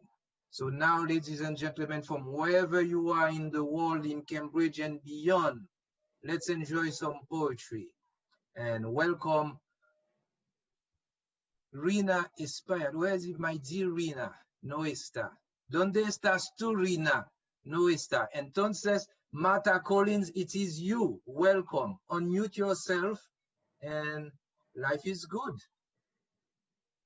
Thank you, Jean-Dany. Thank you, my fellow readers, whom I look forward to hearing.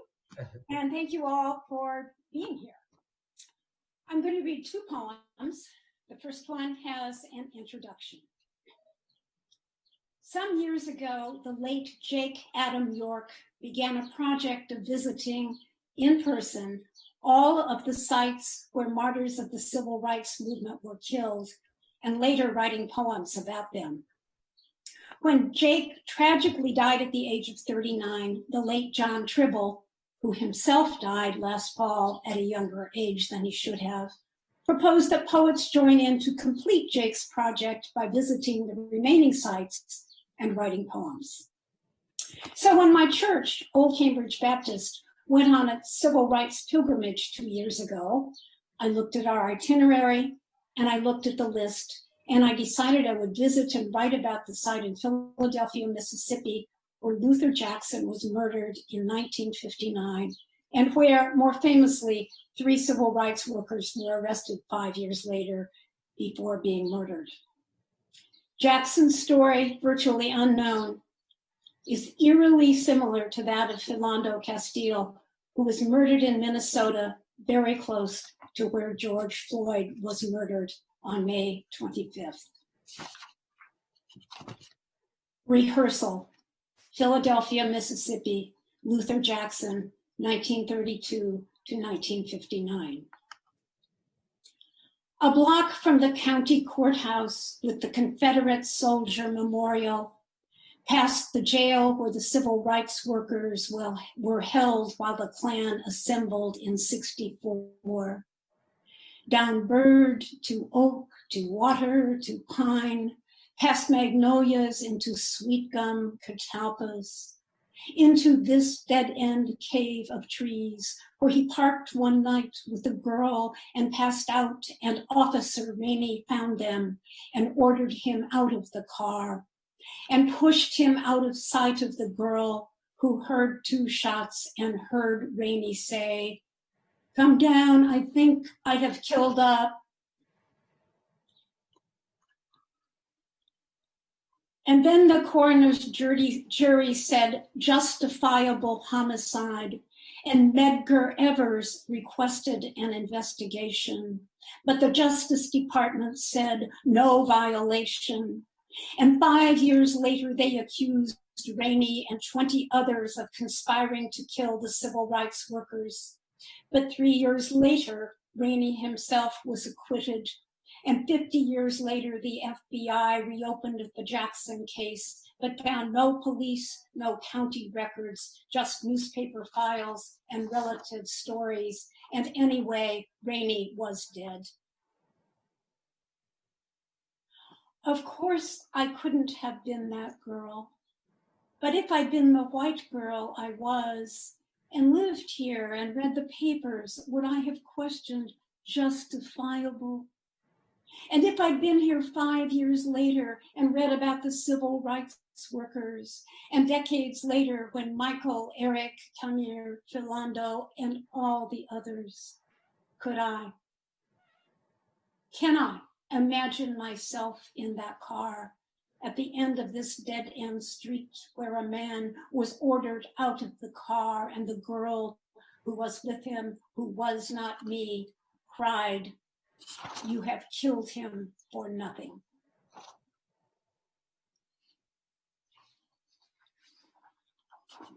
The second poem is from my most recent book, Because What Else Could I Do?, which is a sequence of poems I addressed to my husband following his sudden and tragic death in September 2016. This poem is dated November 8, 2016, which was course, Election Day. In the spirit of our moment, in a gesture I'm sure my husband would appreciate it, I'm omitting the final 2 lines, which were quite personal. November 8, 2016. The what you will never, the what you missed, the reddening map, the can't be true, the what, the climate, the send them back, the end, the public, the health, the rights, the black, the planet, the white, the how did we fail, the what can we do. Thank you.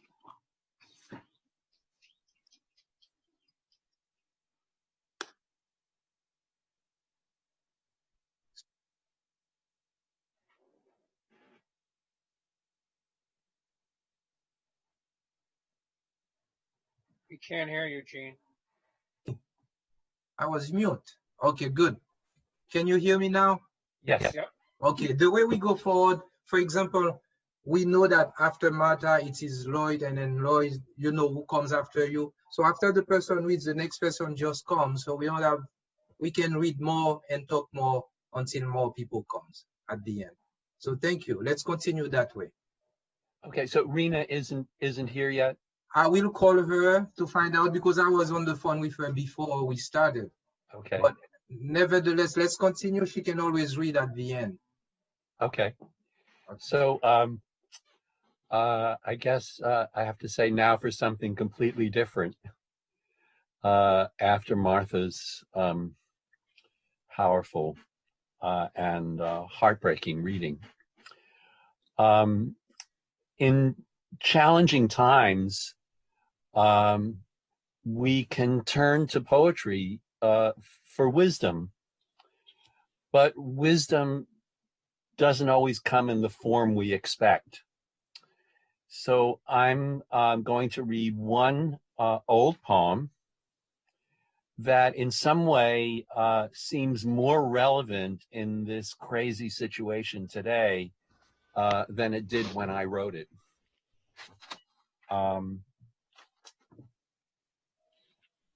It's called Proverbs from Purgatory.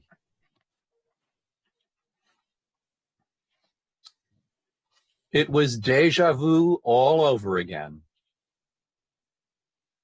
I know this town like the back of my head. People who live in glass houses are worth 2 in the bush. One hand scratches the other. A friend in need is worth 2 in the bush. A bird in the hand makes waste. Life isn't all it's cracked up to be. It's like finding a needle in the eye of the beholder. It's like killing one bird with 2 stones. My motto in life has always been, get it over with. 2 heads are better than none. A rolling stone deserves another. All things wait for those who come. A friend in need deserves another. I trust him as long as I could throw him. He smokes like a fish. He's just a chip off the old tooth. I'll have him eating out of my lap. A friend in need opens a can of worms. Too many cooks spoil the child. An ill wind keeps the doctor away. The wolf at the door keeps the doctor away.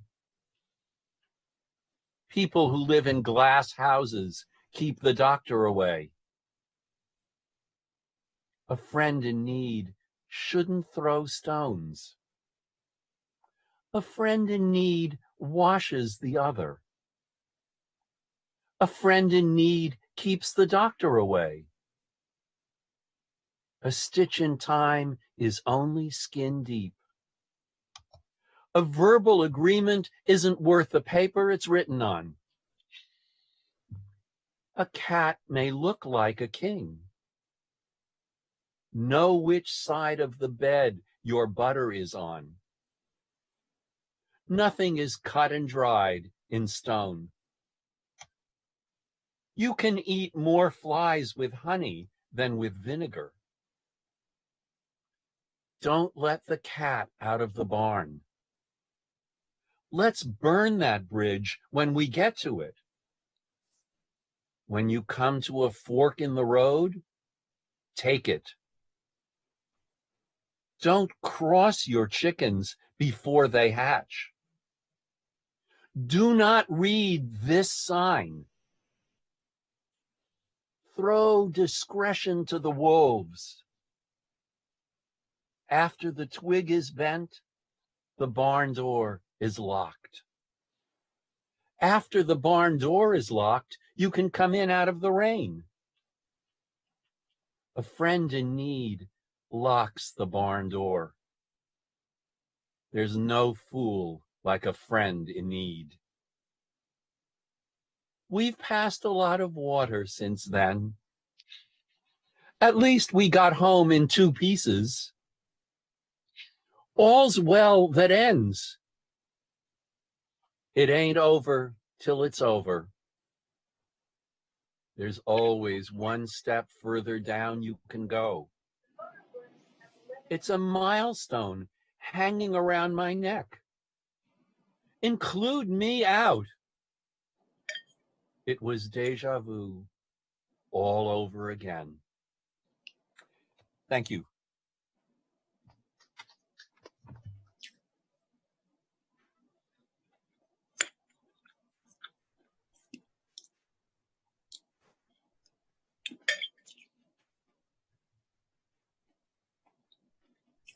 I guess the next person was supposed to be Mary, but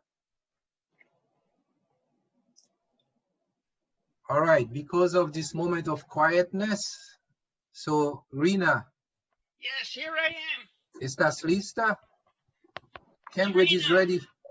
Cambridge and the world is ready for you. All right, thank you so much.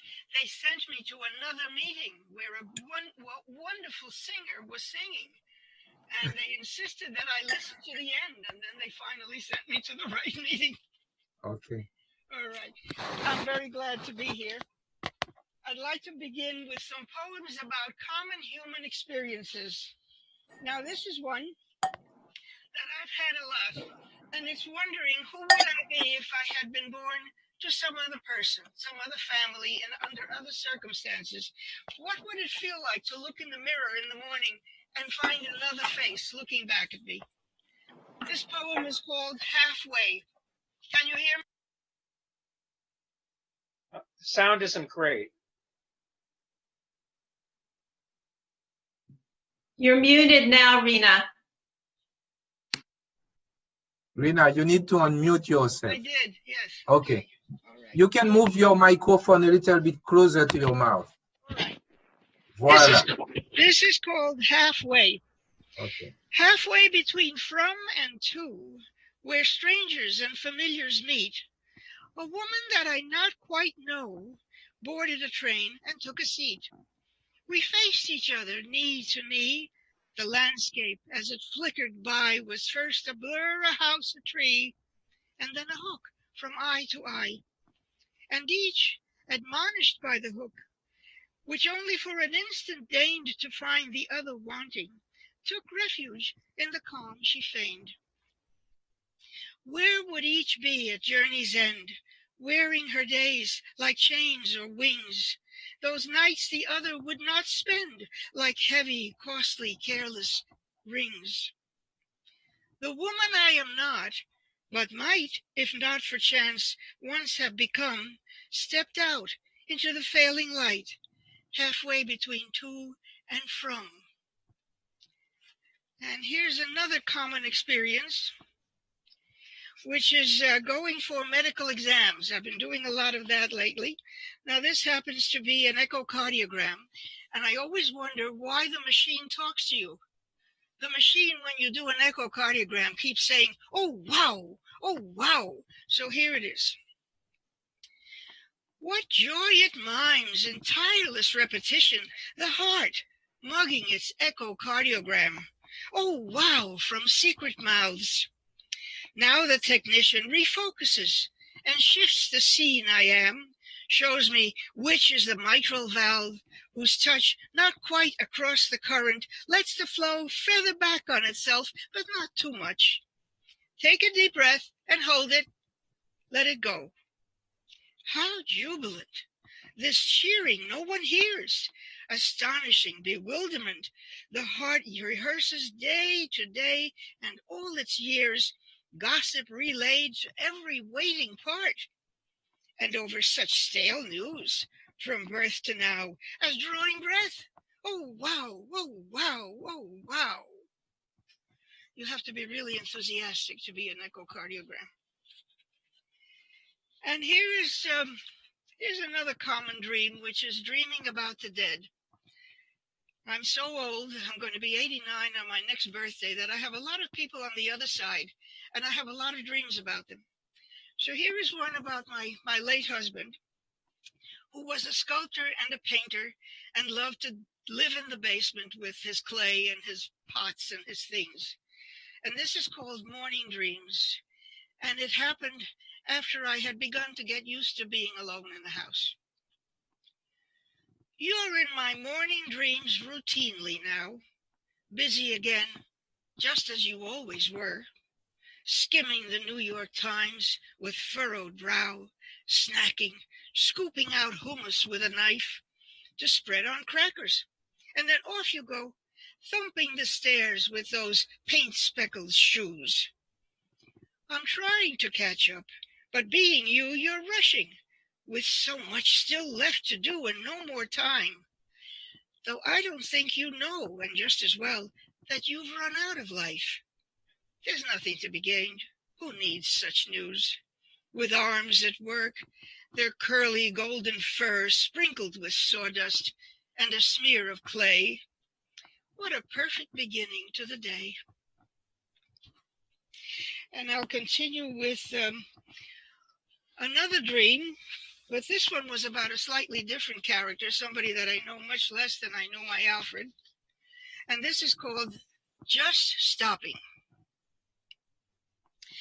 The God in whom I once believed showed up last night beside my bed and sat down at the foot. I said, "What a surprise, Lord. I'm relieved that you're not dead." He shrugged. "I have good days and bad. When I was Zeus, what clout I had. These days it's all about complaints. What thanks we get, it makes me mad, goes to the saints for curing stuff and granting things, as if creation were a mall where every merchant has his stall. And arguments. You're made of strings. You're a big ball of motion. You're a state of mind. You're mathematics, on and on." Now I could see his face was lined like that of some old mafia don whose turf is gone. And he looked tired, which, truth to tell, he'd have to be by now, and bored, unlike his counterpart in hell, and only fitfully adored. He wasn't well. I told him, "Look, you need some sleep. Lie down. I'll wake you when it's day, and make you breakfast if you stay." But mumbling promises to keep, he paled away. When light returned, I knew I'd done less than I should, but then he'd run too soon to hear what or how much I might have said. Thanks for the sun, or stay in touch. And here is, I wonder if how much time do I have? Couple of minutes? Okay. Yes. Okay. Yes. I'm going to read a poem about the writer's life, and this is an experience that all of us have had at some time or other. It's called the dry spell, the dreadful thing known as the dry spell. The poet attempts a firm resolve during a long dry spell. I've made my mind up, and I'll say it once. Muse, you've had all of me you're going to get. What else did you expect after these months of silence and neglect? I pine and let the suitors feast without me, alone, alert for the least whispered sign of your return. And where are you, spoiled lover, heartless flirt? I trace your far philandering while I burn, tormented by cruel rumors. Here a prize I hankered for, gone to some witless hack. And there another published, damn her eyes, by that prestigious journal I can't crack. Relent, you say? Never. But what's the use? I know your wiles, how soon your gifts begin to trickle in. The dozen clever loose rhymes fresh picked come hithering like sin, that single long-stemmed metaphor I pluck just before sleep descends. That's how it goes. You're back, I sigh, you have your way, my luck. And how this long affair will end, God knows. Okay, I guess my time's up. I can't hear you. Thank you, thank you, thank you, thank you. Thank you very much. Thank you, thank you, thank you, all of you. Thank you. Toni B is not here, so we're moving on with Doug Older. Oh, yes, So, Doug. Yeah, I'll read a few poems, short poems. Meeting Allen Ginsberg, Buffalo, New York, 1975. A middle-aged Jewish uncle, his bald dome framed by graying locks, a tangled tapestry draping below his ears. The rhythmic slap of his hands on the drum, his head raised to the ceiling, addressing some light that only spoke his name. If you want to live, live. If you want to die, die. If you want to make love, make love. The college radio manager told me that he was a prophet, that I should interview him. A boy with impossibly rosy cheeks, a faint mustache, the like that I'd seen on my maiden aunts. I walked up to him, my shambling gait. The gone to seed crowd around him snickered at this not yet defiled cherub as I shook his hand, a hand I never really let go of. This is from my mother, who's 94, and she's been through a lot of troubles and almost died from pneumonia. I don't think it was coronavirus, but this is when I was with her. She said, "Where is my pocketbook? I've lived enough. I've done it all." She clutches her pocketbook, a weathered bag to her weathered face. Now it is resting on her deflated breasts. This is unfair. I want to die.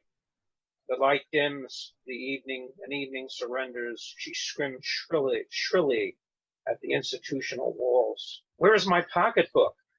I give it to her. She rifles through the plastic promise of credit cards, the crumpled receipts, the scrap of papers with deceased phone numbers, and the faded stamp of errant lipstick.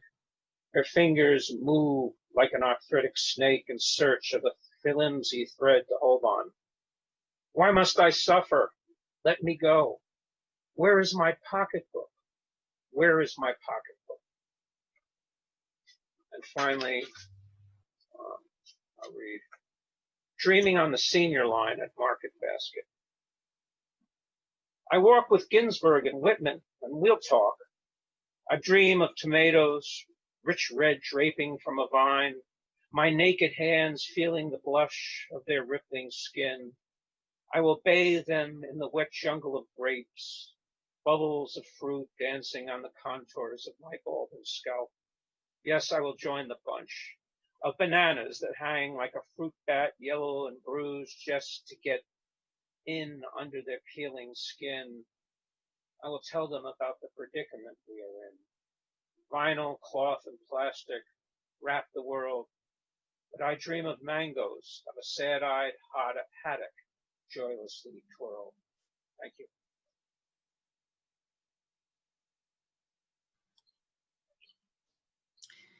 So I guess I'm next. My name is Mary Buchinger, and I'm president of the New England Poetry Club. And the club hosts many readings in the area. They're all free and open to the public, so please check our website for the schedule. We have readings lined up through the Longfellow House this summer. So I'm going to read a poem by Marilyn Nelson. Marilyn Nelson was a recent recipient of the Golden Rose Award from the New England Poetry Club.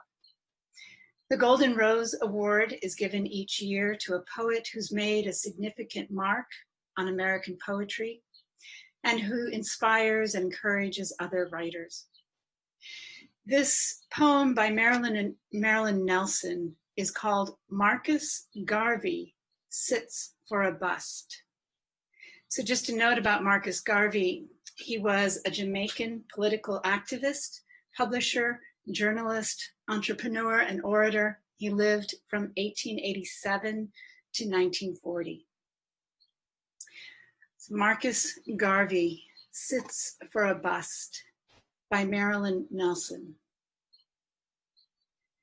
The United Negro Improvement Association, he says, his little bloodshot eyes looking out of the dark shadows of his overhanging black brow.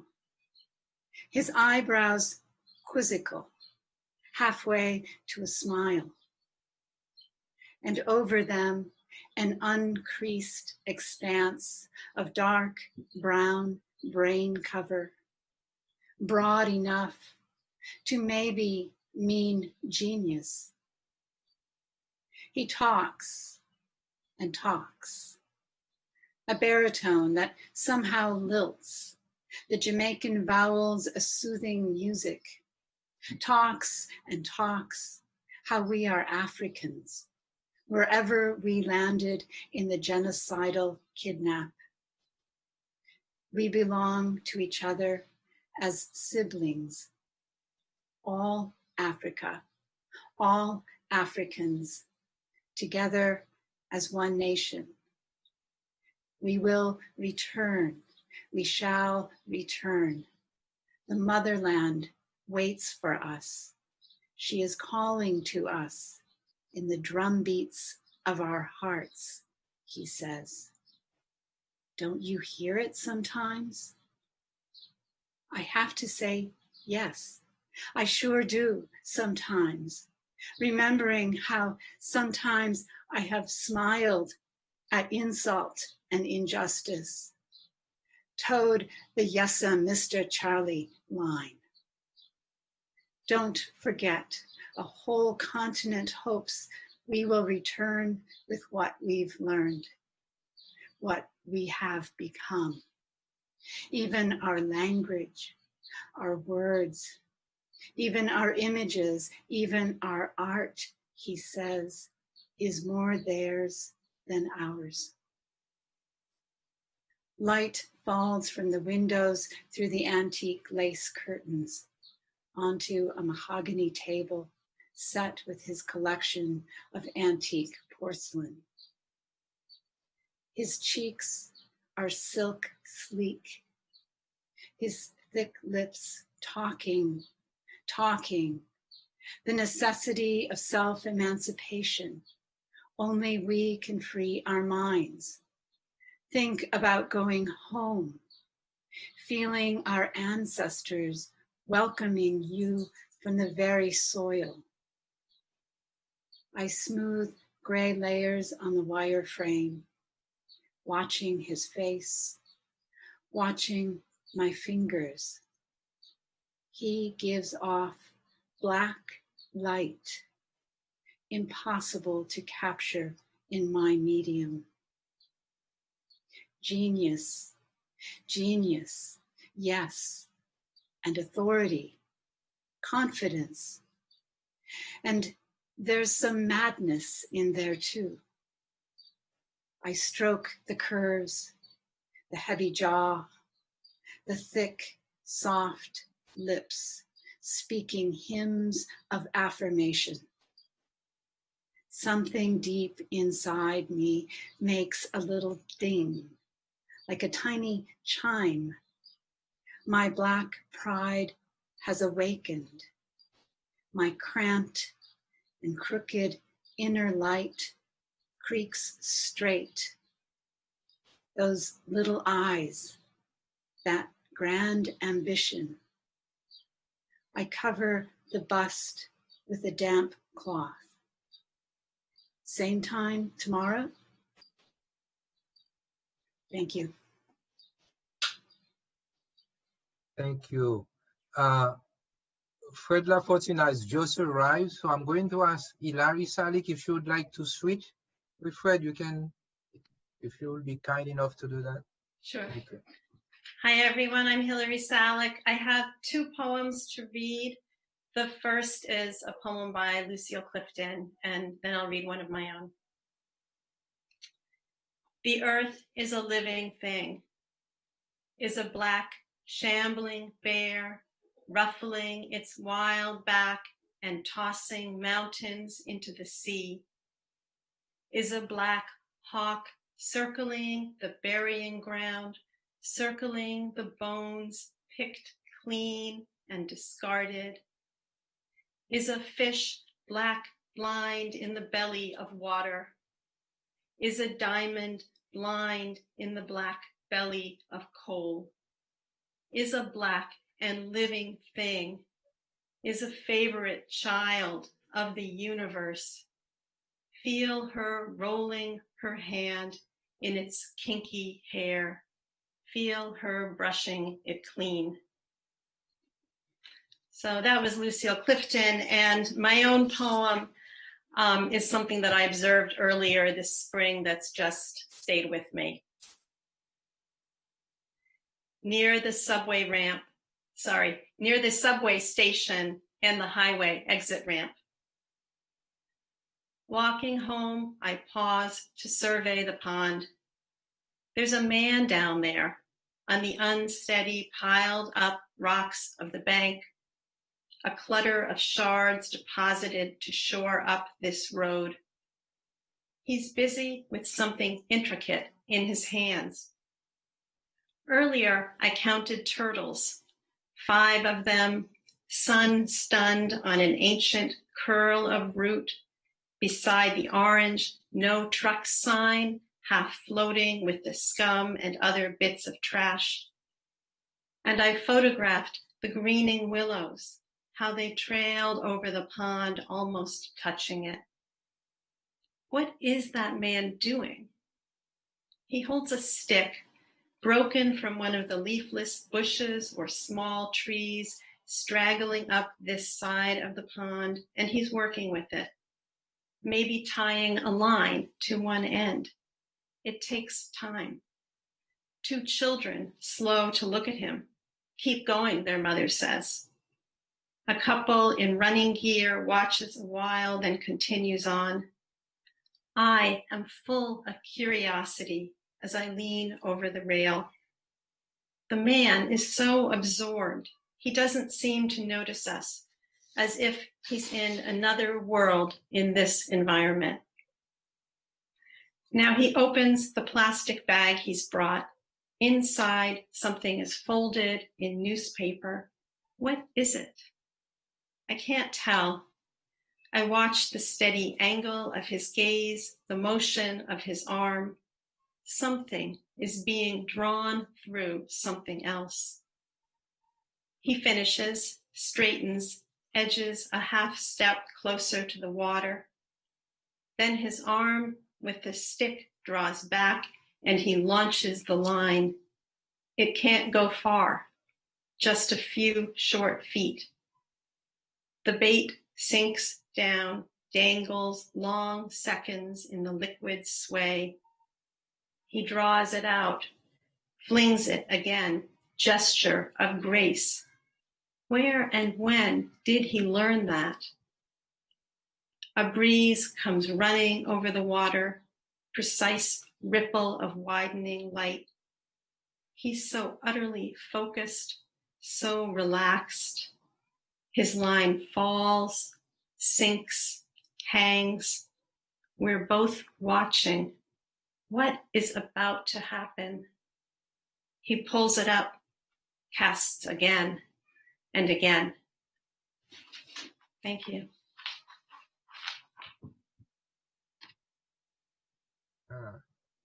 Monsieur Lafortune, es-tu prêt?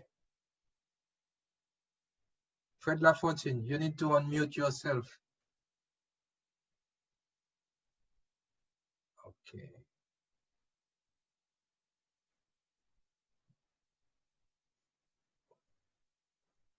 We see your lips moving, but we can't hear you, Fred.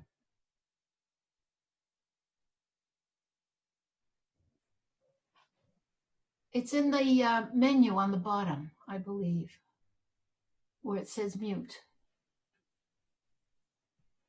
You can unmute him as the moderator, I believe. Ah, yes, voilà. But no sounds comes from his way. I think there might be some trouble with his Ok, voilà. Fred, Lafortune, n'a continué et puis n'a prend ou après. Okay, we'll let you take care of your microphone and then you'll read after, okay? You can test it. All right, we will continue. We have so many Freds, so if one of the Freds has some trouble, we can just switch to another one. We're going to switch with Fred Marshall now. Give Fred Lafortune times to take care of the microphone. Thank you so much. Fred Marshall. Thank you so much. Hello, everyone. Thank you, my fellow readers, for your wonderful work. And I'm going to read a poem to start with called What? A question. It was a time of mid-level feelings, with mid-level degrees of authenticity. We all got along well, and yet we were troubled by the directions we were taking. We had a leader, one might say a dear leader, but that would be too ironic for our taste. Still, we had a leader, and there were troops overseas. We couldn't remember the name of the language of the people we fought, but it was more or less a difficult tongue with a strange tribal history, the words like a secret handshake.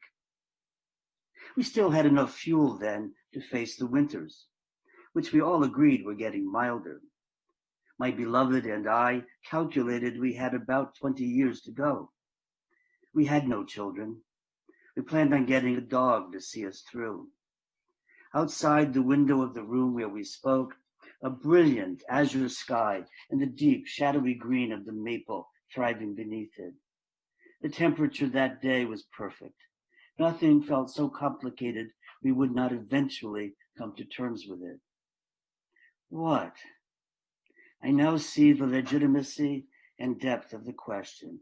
What were we afraid of? What were we trying so hard not to think about?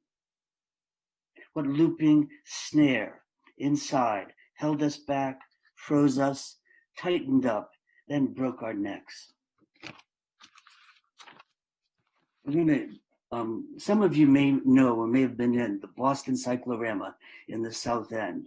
2-3 years ago, there was a great installation evening organized by Masari Studios, a percussion group. They organized about a half dozen percussion groups, some sculptors, some musicians, other musicians, and poets. And the poetry was projected on a wall. And the name of the evening was called No, K-N-O-W, No, N-O. No, No was the name of the installation evening. This poem, so you have to imagine this poem going up, projected on the side of the wall in the cyclorama as I read it. It's called A Spell to Stay the Hand. No, not only word, neither fetish nor totem, not only thought, no, not even feeling, not a face or shadow, not seed on the wind, no, not stop signs on fire, no, not hands held up and up and up and up, no, not aim that is taken, no, not down the barrel, no, not the pouch, no, not the clip, no, not the feet per second of round travels, no, not fires, no, not at them, no, there at the end. No, not you. No, not me. Not now. No God, no one. No, not again. Not again. I'm going to end with a poem that's dedicated to my dear friends Maxine and Earl Kingston in the West Coast. For 20 years now, I've been visiting once a year to the Veterans Writing Group that Maxine organized out there in the Bay Area. And this is called The Buddha of the Garden Table. Especially now, in the worst of it, I feel my mind pull away from the clank and clatter, from worries about health, money, and the jets overhead, from the angry sound of a car taking off, its driver burning rubber at the stop sign. What rises to mind instead is a memory of mists in the morning, seeping water, good soil that feeds the bougainvillea, sweet fern and fennel in your backyard a continent away. That, and a memory of the glass Buddha, its gray, translucent face watching over us, sitting at the round and rickety wooden table, telling stories, true ones, we said, of suffering and hope. How deeply the killings get etched within. How the heart recoils but does not forget. How we teach each other how to outlast them. Thank you.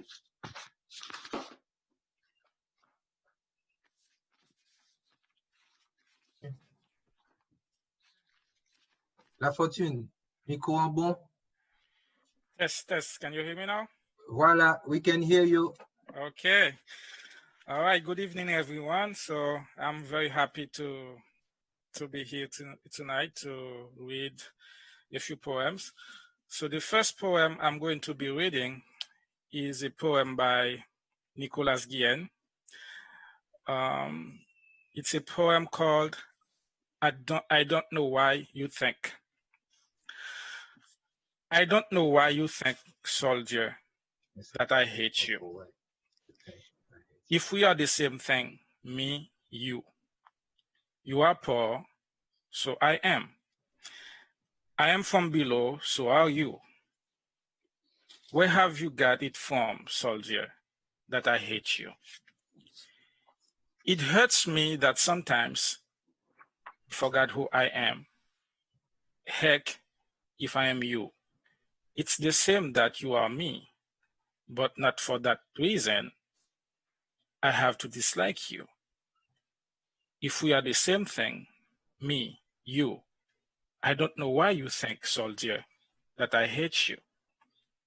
Soon we will see ourselves, me and you, together on the same street, shoulder to shoulder, you and I, with hate from neither me nor you. But knowing you and me, where we go, you and I don't know why you think, soldier, that I hate you. Okay, thank you. And the second poem is a poem of mine called Voyage. I'm going to read it in French and after that in English. Voyage. Je viens de la montagne, Ferraillot. Je viens d'un autre monde. Je porte en moi tous les fossiles du temps, toute la lumière des lampes inconnues. De la montagne, je viens, Ferraillot, avec dans ma main gauche la frénésie des étoiles. Dans ma main droite, le secret des nombres et des figures. Je viens de la montagne, Ferraillot, avec la voix de l'ange, avec l'éruption des volcans éternels, avec le feu et le sabre, avec le tumulte des rues inconnues. Je viens des nuages ensevelis de la montagne, des précieuses pierres de la montagne. Ferraillot, je viens de notre monde. I come from the mountain, oh Ferraille. I come from another world. I carry in me all the fossils of time, all the light of the lamps, all the light of the unknown lamps. From the mountain I come from, O Phirai. And in my left hand, it is the frenzy of the stars. In my right hand is the secret of numbers and shapes. I come from the mountain, O Phirai, with the voice of an angel, with the eruption of eternal volcanoes, with fire and saber, with the tumult of unknown ways. I come from the clouds enshrouding the mountain, from the precious stones of the mountain, O Phirai. I come from another world. Thank you. Thank you, Lafortune. Thank you. Such a good pleasure when you hear him poem and you know them in your head. Thank you. What a delight. And now it's the turn of our friend David McCann. I unmute you. Jean-Dany. Am I unmuted? Yes, you are. Attends une minute. Quelqu'un. What's that? Oh no, ça va. You are. You're free to go. I will go ahead then. With some other members of our church, we went in November last year down to Washington, D.C. on what we call the Road to Freedom pilgrimage. And we visited several sites there. And there are 3 poems that I'll share with you about 3 of those. The first, the Martin Luther King Memorial. We are but beggars seated on the ground outside the temples of business and government all around. The Capitol stands behind us as we hold out our hands, palms up, until the moment when he draws near, reaches out and tells us, rise and enter here through this other door to another place where we join hands and sing out our thanks, lift our prayers for forgiveness, guidance, and step uncertain and afraid on the path home, away. The second is about the Metropolitan AME Church, where we went for the Sunday morning service. Metropolitan AME Church, Washington, D.C., November 10th, 2019. Trembling reeds, bodies enmeshed, we are lifted into a sky of melody and sacred word as we raise our arms, let our voices fly, feel what matters, rise from the floor through souls woven in chorus. And this last is a little bit like, I think, some of the Korean poems, especially from a anthology of modern Korean Buddhist poetry, which I translated a couple of years ago, somewhat shaped by those, called Could We? Could we bend it? We would. Could we end it? We would. Could we turn the way this path is unfolding and instead send it up over the hill, the mountain, and into the sky? We would. Thank you very much. Thank you. Yes, we would. Thank you. Now it is the turn of Jackie Morton. I haven't seen you for so long. You must unmute yourself. Can I do it? Yes, you are unmuted. Thank you so much, my dear friend. Thank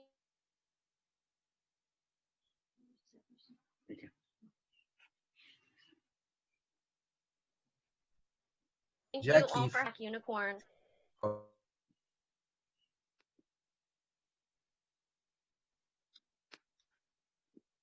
Can you hear me?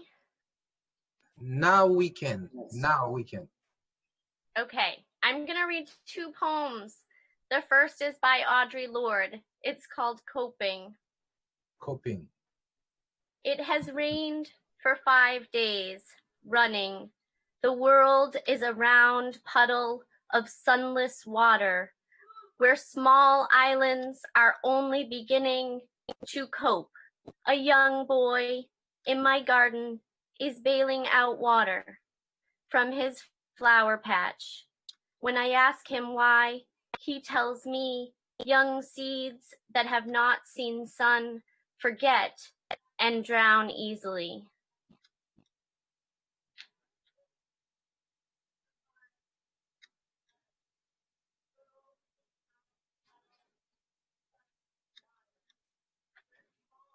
And I'm going to read a poem for my sons in quarantine. It was the March that school stopped on a Thursday. Hockey froze and soccer never really kicked off. It is the spring you said my dancing is silly, and my pasta salad voice is also silly.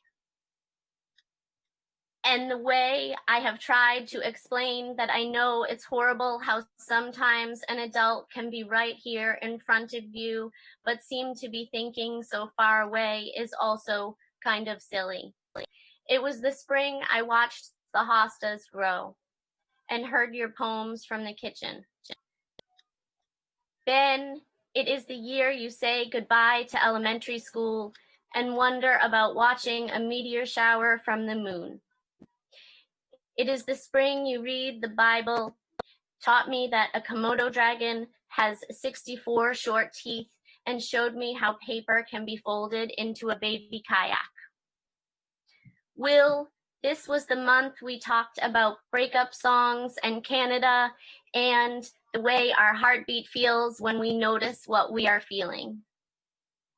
You have figured out the dictation hack on your borrowed Chromebook, and you will finish 2nd grade in 2 weeks.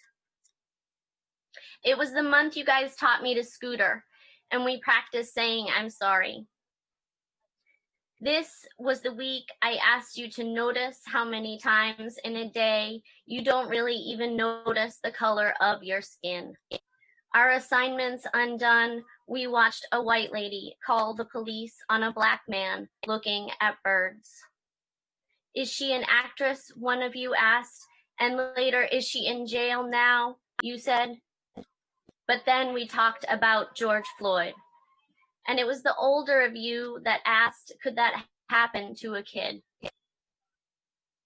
And that was the day I told you that yes, Tamir Rice and Trayvon Martin, and please don't stop asking about the rest. Thank you, thank you, thank you, thank you, Jackie. Thank you for your voice. Thank you. And now Loga Lucio from Cambridge, poet of the city. You have our ears. Thank you, Jean-Dany. What an honor it is to be here with everyone. I'm going to read 2 poems, one my own and one by Maya Angelou. The first one is called A Little Love Poem, and the epigraph is, my ex-lover told me love is an action. And this was published in Oddball magazine a few winters ago. I send crushed velvet hearts through the computer screen to all of you. They will fly onto your breasts at nipple point with diamond arrows, for my aim is true. I blow kisses through the windy holes of February to you all. They will smack your lips like sweetheart candy, Revlon lipstick in the curved salt sea. I will dance across your windshields, a Thumbelina fairy in red point shoes and green chiffon wings. Traffic will become a mirage, and you will crash into radio songs. I will dream of you whole and shining in handmade clothes of yellow satin and black feathers, with leopard skin pillbox hats and raspberry berets, some in black and white crinoline dresses and some in hydrate pants. And you will desire the fruits of love, its seeds and shapes, its colors and flavors. And you shall eat like children at a country fair, sweaty, sensuous, heathen drunk on caramel apples and magenta balloons. I will take you up like a rainbow over Oz. This is a poem by Maya Angelou called Still I Rise. You may write me down in history with your bitter, twisted lies. You may trod me in the very dirt, but still like dust I rise. Does my sassiness upset you? Why are you beset with gloom? 'Cause I walk like I've got oil wells pumping in my living room. Just like moons and like suns, with the certainty of tides, just like hope springing high, still I'll rise. Did you want to see me broken, bowed head and lowered eyes, shoulders falling down like teardrops, weakened by my soulful cries? Does my haughtiness offend you? Don't you take it awful hard? 'Cause I laugh like I've got gold mines digging in my own backyard. You may shoot me with your words, you may cut me with your eyes, you may kill me with your hatefulness, but still, like air, I'll rise. Does my sexiness upset you? Does it come as a surprise that I dance like I've got diamonds at the meeting of my thighs? Out of the huts of history's shame I rise, up from a past that's rooted in pain I rise. I'm a black ocean leaping and wide, welling and swelling I bear in the tide. Leaving behind nights of terror and fear I rise, into a daybreak that's wondrously clear I rise. Bringing the gifts that my ancestors gave, I am the dream and the hope of the slave. I rise, I rise, I rise. Thank you. Thank you, thank you, thank you. It's wonderful. We still have time. It's 7:30, so we have 10 more minutes. I can read something. Yeah. But before I read anything, please, I want to remind you, this is the time more than ever. Every voice matters. And every vote will matter now more than ever. Please vote. Remember, even your dog, your trees, remind them about voting. It's so important. A vote is so important. I'm going to read a poem from a book that speaks of a situation ancient, but that is also present. The book is called Blue Front. It is by Martha Collins. I'm going to read an excerpt of the book. I titled it, The Trees Were Not Involved. The trees were not involved. There were trees on those streets that were named for trees.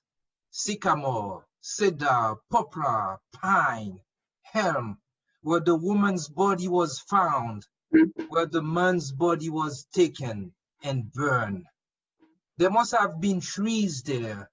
There were trees on 7th Street, in front of the house that stands in the picture behind the carriage that holds the boy's mother, the boy's cousin, the boy.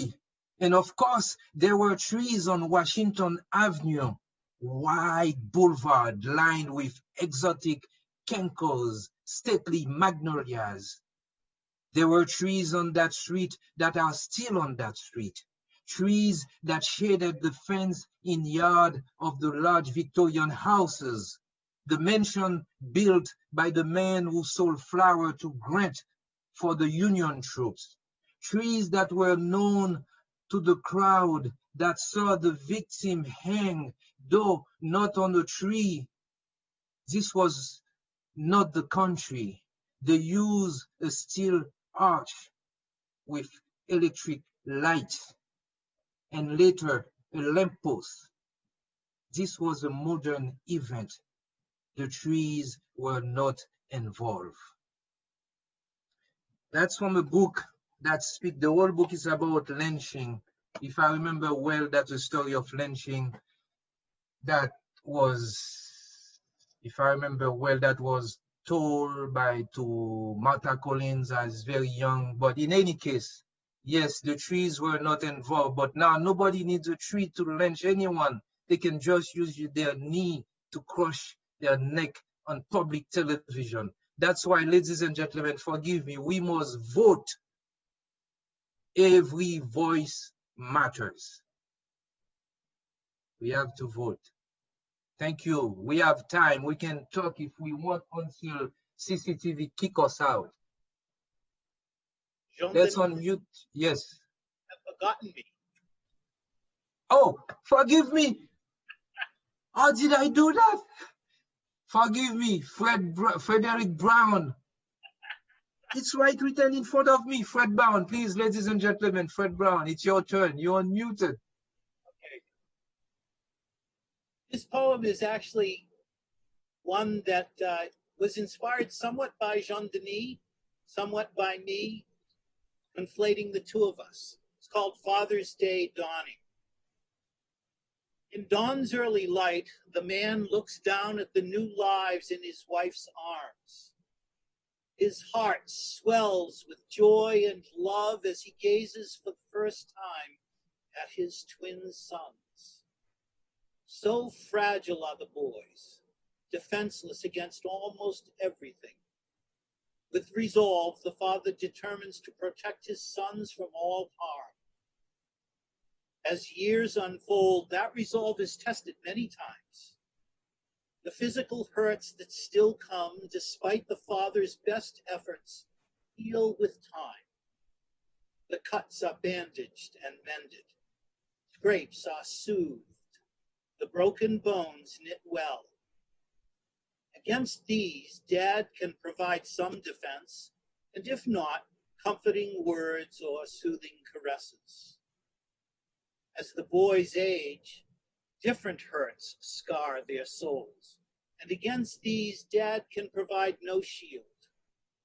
All too well, he knows the pain of prejudice they both suffer because their skin is dark. He, too, has been followed with distrusting eyes as he shopped, or walked, or waited for service. He knows the piercing stab of words of dismissal or denigration or hate. For both his sons, he cannot mitigate what rips their dignity when this prejudice pounces as it does so often in a world where so many are seen as other. And for one son, the one whose love he had thought was misdirected and for whom he once harbored indifference born of ignorance, the father struggles helplessly to soothe the profound sorrow which that one son suffers each time his love for his boyfriend is condemned as vile and unholy by those who claim allegiance to the messenger of love. It's Father's Day, and the man is feted by his sons, who truly love him as he loves them. Basks in the warmth of his son's love, but with what he knows of the world, he cannot escape this thought. Sadness abounds. Will it ever end? Hatred sows sorrow and fear. Love will triumph. Love surely will win. But when?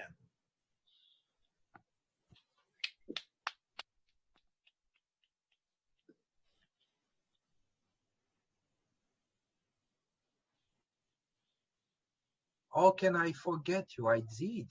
How did I do that? Did you only have one poem, Fred? Well, we're near the end, so I'll defer to you so that you can close it up. No. My clock's 2 minutes. 2 minutes? Okay, with 2 minutes, we can say, Cambridge, thank you. We can say, Cambridge, please do not forget every voice matters. We can remind everything. We say, yes, Cambridge is doing so much. Look at us here, but we have to remind us and everybody in the whole country, we need more. This is the time where each one of us must speak.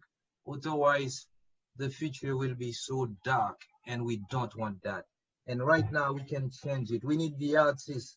We need the professor. We need the people with money. We need everyone, the children. Please. Every voice matters. Every vote will matter more. Thank you, Cambridge. Thank you, everyone. Thank you. Something, if it's all right with you. Yes, vas-y. I know that it's important to say what's on our minds and in our hearts, but it's also very important to do. Saying is fine, prayer is fine, 2 minutes of silence and so forth is all fine. But what we need is to change laws and to make laws work and to make them be obeyed by the people who have not been obeying them. We need action. Yes, thank you. Thank you. We need voices. We need your voice. Yes. We need everybody's action. Thank you, Rhina. Thank you, all of you. I'm so happy. I feel that you are inside my house. It's been so long. Life is good, everyone. Life is good. Life is good. Thank you. Thank you. Thank you, Jean-Dany. Cambridge Art. Thank you, Lafortune, all of you. Thank you. Wonderful. Jean-Dany and everyone. Thank you. Thank you, Martha. Thank you. Good night now. Thank you. Good night. Okay. Good night. Kirsten. Thank you, Kirsten. Yes. Life is good. Yes, thank you. Thank you so much, Jean-Dany, and all of our amazing poets. What an incredible program.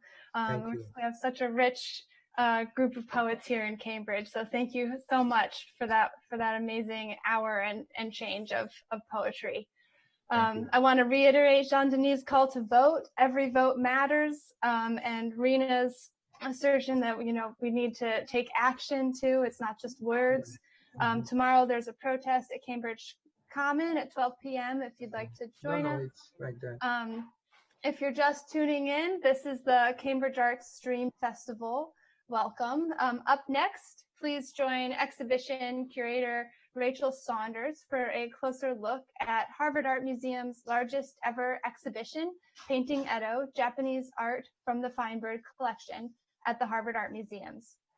Painting Edo offers a window onto the supremely rich culture of Japan's early modern era, and selected from the unparalleled collection of Robert S. and Betsy G. Feinberg.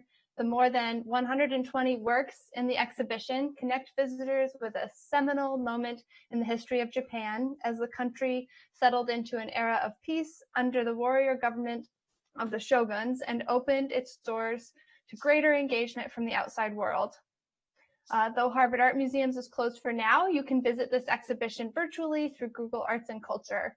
Rachel Saunders is the Abby Aldrich Rockefeller Curator of Asian Art in the Division of Asian and Mediterranean Art at the Harvard Art Museums. She is responsible for the Japanese collections at the museums. So without further ado, please join me in welcoming Rachel Saunders for this virtual tour of Painting Edo. Thank you. Thank you. Thank you, Kirsten. I'm just going to try sharing my screen now.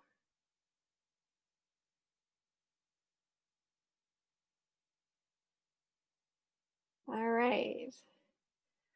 Well, thank you, Kirsten, for that introduction. And wow, a hard act to follow, I have to say. I'm so honored to be here with you this evening, taking part in Stream Fest.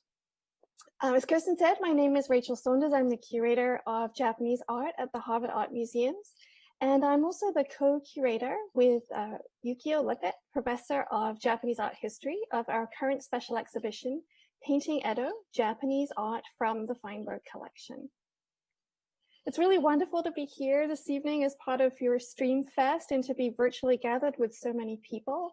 Probably many more people than we usually be able to bring together at one time in the physical space of the Harvard Art Museum's galleries for a tour, which I guess is one of those Zoom silver linings. It feels especially valuable to me to be able to come together like this in our continuing state or observing physical distance. I also want to say that I hope that this tour might provide a restorative moment in light of the essential and difficult work in overcoming structural racism ahead of us all. Painting Edo is the largest exhibition in the history of the museums, and it opened on February 13th, 2020. It's now, of course, temporarily closed, but you can visit its digital avatars through an online exhibition and several video tours on our webpage.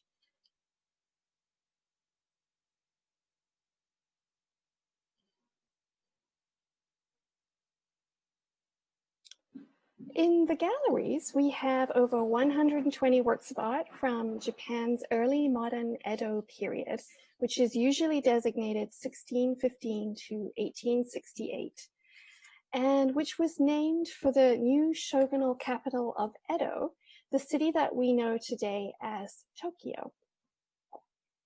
While the exhibition does offer a history of early modern Japanese painting in 10 rich chapters, what was more important for us was to attempt to offer an immersive experience of seeing differently.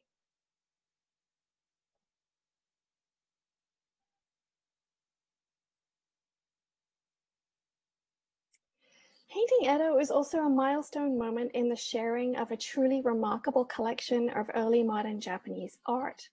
The paintings in the exhibition are drawn exclusively from the collection of Robert S. Feinberg and his wife, Betsy G. Feinberg. During the almost 50 years they have been collecting, the Feinbergs have always made a point of welcoming scholars and students from all over the world to study their growing collection. In an act of exceptional generosity, they have now promised their collection to the Harvard Art Museums, one of the largest and most significant gifts of art ever to be made to the university. And it's in part for this reason that the exhibition opens with this magnificent painting by Toni Buncho.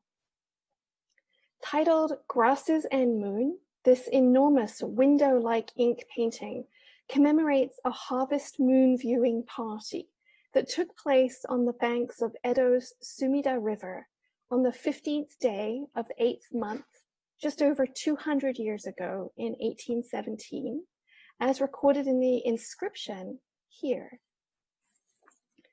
On a beautiful night in mid-autumn, the 15th day of the 8th month, 1817, as I wandered the banks of the Sumida River, a clear moon shone as brilliantly as the sun. The scene is rendered in this true view, painted 7 days later.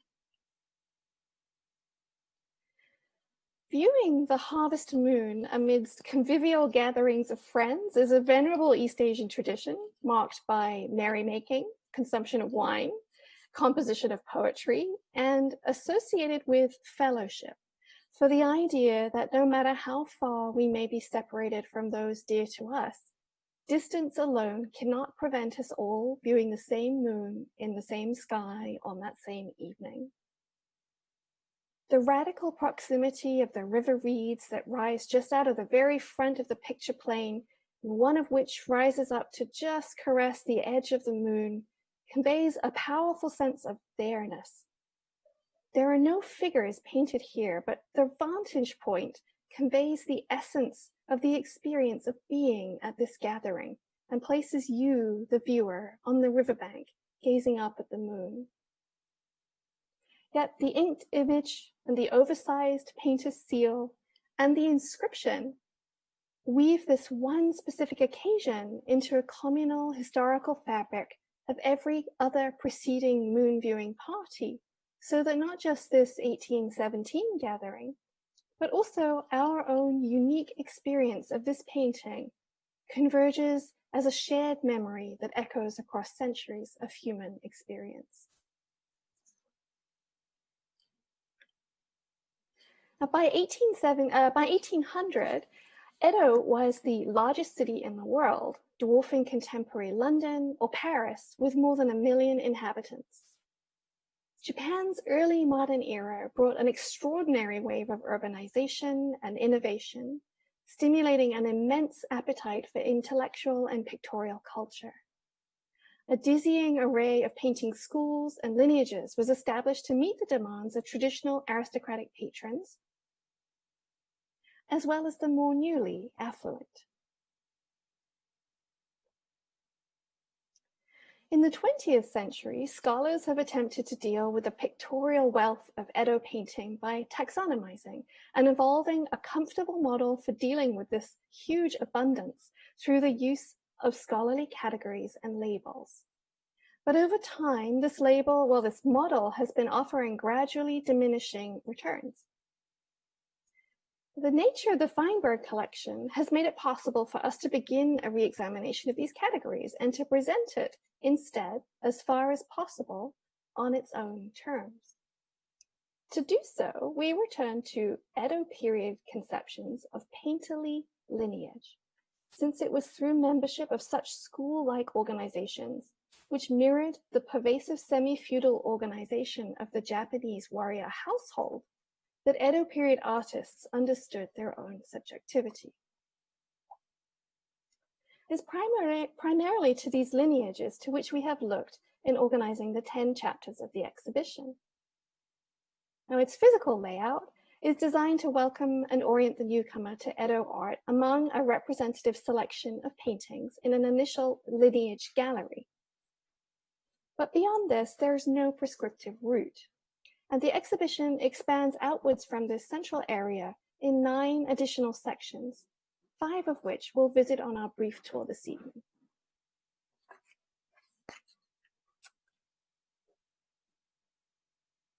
Now, the first of these sections is the Floating World section of the exhibition. Now, here, we encounter paintings that encapsulate not so much the new and closely regulated urban world of the military city of Edo as experienced by day by its inhabitants, but paintings of the new urban fantasy worlds that grew up as spaces for leisure and release within this city. These licensed pleasure quarters were effectively cities within cities, where theaters, restaurants, and bordellos were located. It was here in these so-called floating worlds, or ukiyo in Japanese, that class restrictions could be temporarily relaxed. Their celebrities were pictured as elegantly dressed fashion leaders, painted against blank backgrounds that invite the viewer to supply the missing narrative. The who, the why, the where, increasing your sense of engagement with the fantasy pictured. Here, for example, we have a painting of a beautifully dressed woman sitting alone, leaning against some lacquer boxes. Her hair is pinned up in a complex style, and she casually wears several layers of beautifully decorated silk robes spilling around her. She holds in one hand a narrow slip of paper, the type of paper that was made specially for writing poems on. And in her other hand, she holds the tip of her writing brush pressed to her lips, as she seems to be thinking about what to write. Above her floats a poem written in 2 columns of Chinese characters.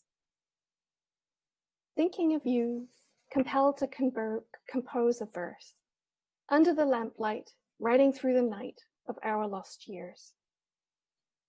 Now, it's not quite clear whether this is a poem from an absent lover to which she's about to respond, or whether this might in fact be her response in the moment before she brushes it on the paper. The poem plays with the trope of the absent lover, usually a scholar official posted to some distant region. But in fact, we can see that this beauty is not quite alone. An enormous carp with golden eyes swims in the lively waters of her outermost robe, looking up at her.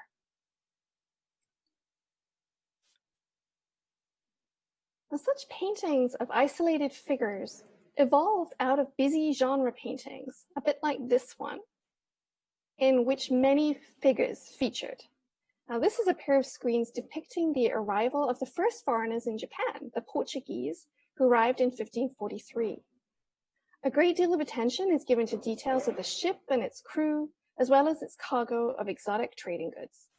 And here we see the procession of the ship's captain into town, with Japanese townspeople inside storefronts peering out at the foreigners with their pinkish complexions, their high noses, their extraordinary hats, and their fantastic baggy trousers. In the School of Cording section of the exhibition, we have works in the globally influential mode of colorful painting, often called rinpa, produced by painters who followed in the footsteps of a 17th century painter named Ogata Korin. It was works like these that, when they arrived in Europe in the late 19th century, spurred the development of movements like Art Nouveau, for example. School of Korin painting is distinctive for its extravagant use of beautiful mineral pigments and precious metals to expand delicate classical literary motifs into often impressively immersive new images. Now, this pair of folding screens, for example, here, pictorializes flowering plants of the 4 seasons arranged from spring at the right, beginning with the yellow carrier rose and moving on to peonies, which is about where we are now in New England, through to summer in the middle section here, to fall and fall chrysanthemums, and then winter at the end here with Nandina and Narcissus.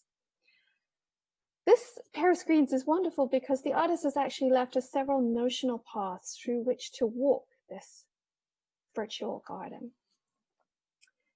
And in the mind of the Edo period educated viewer, each plant would also have conjured up a whole range of seasonal poetic associations as they metaphorically walked through the garden. Now this remarkable screen here is one of my favorite objects in the entire exhibition. Again, the cut-off tops of the trees invite you to complete the picture in your mind's eye, transporting you to the grove and channeling your vision along an inward leading path. And the path, which you can see if you just follow my pointer here, sort of does this. It's really quite remarkable because it conveys a sense of subtle depth, even in a painting which is executed upon a flattening, reflective surface of gold foil. Now, while the painting style is not what we would describe as botanically realistic, again, we find the essence of the plant captured. For example, here in the top left corner of the screen, there are 2 tiny leaves that just seem to flicker at the corner of your vision. And here, in the lichen-like texture of the tree trunks, which has been produced by dripping wet ink into wet ink.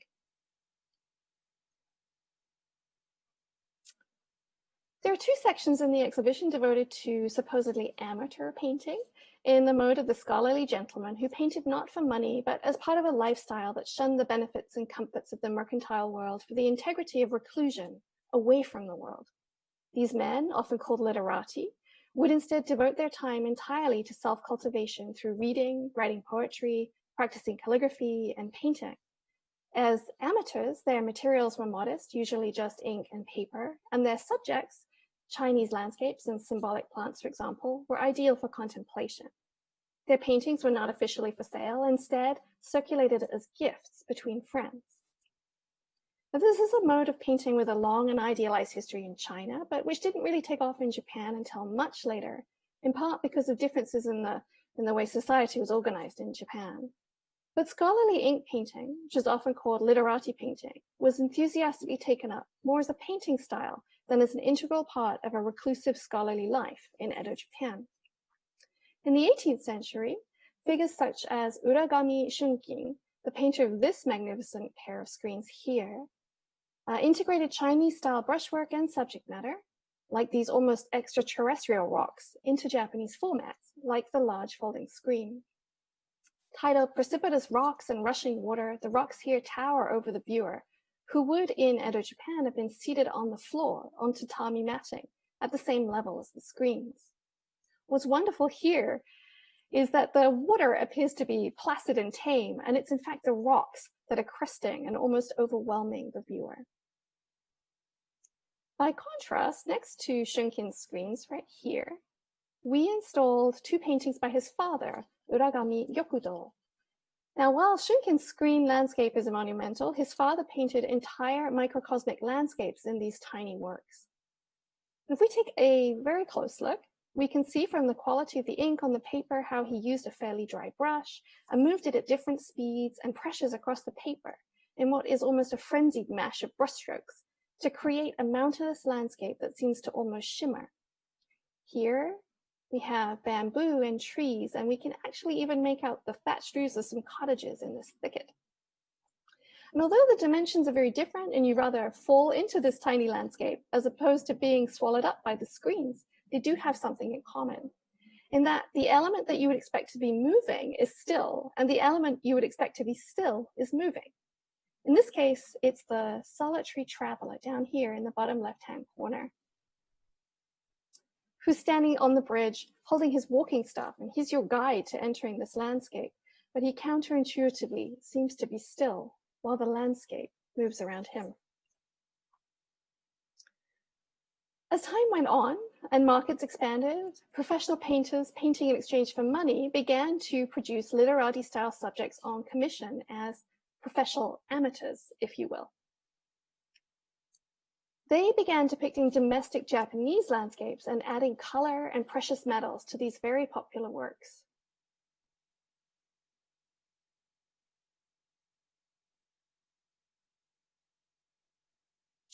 As is the case in this pair of screens by the painter Yamamoto Baitsu, depicting two famous Japanese beauty spots near the city of Kyoto. On the right, we have Arashiyama, which is famous for its riverside cherry blossoms in spring, and on the left, we have Mount Takao, which is famous for its autumn maples.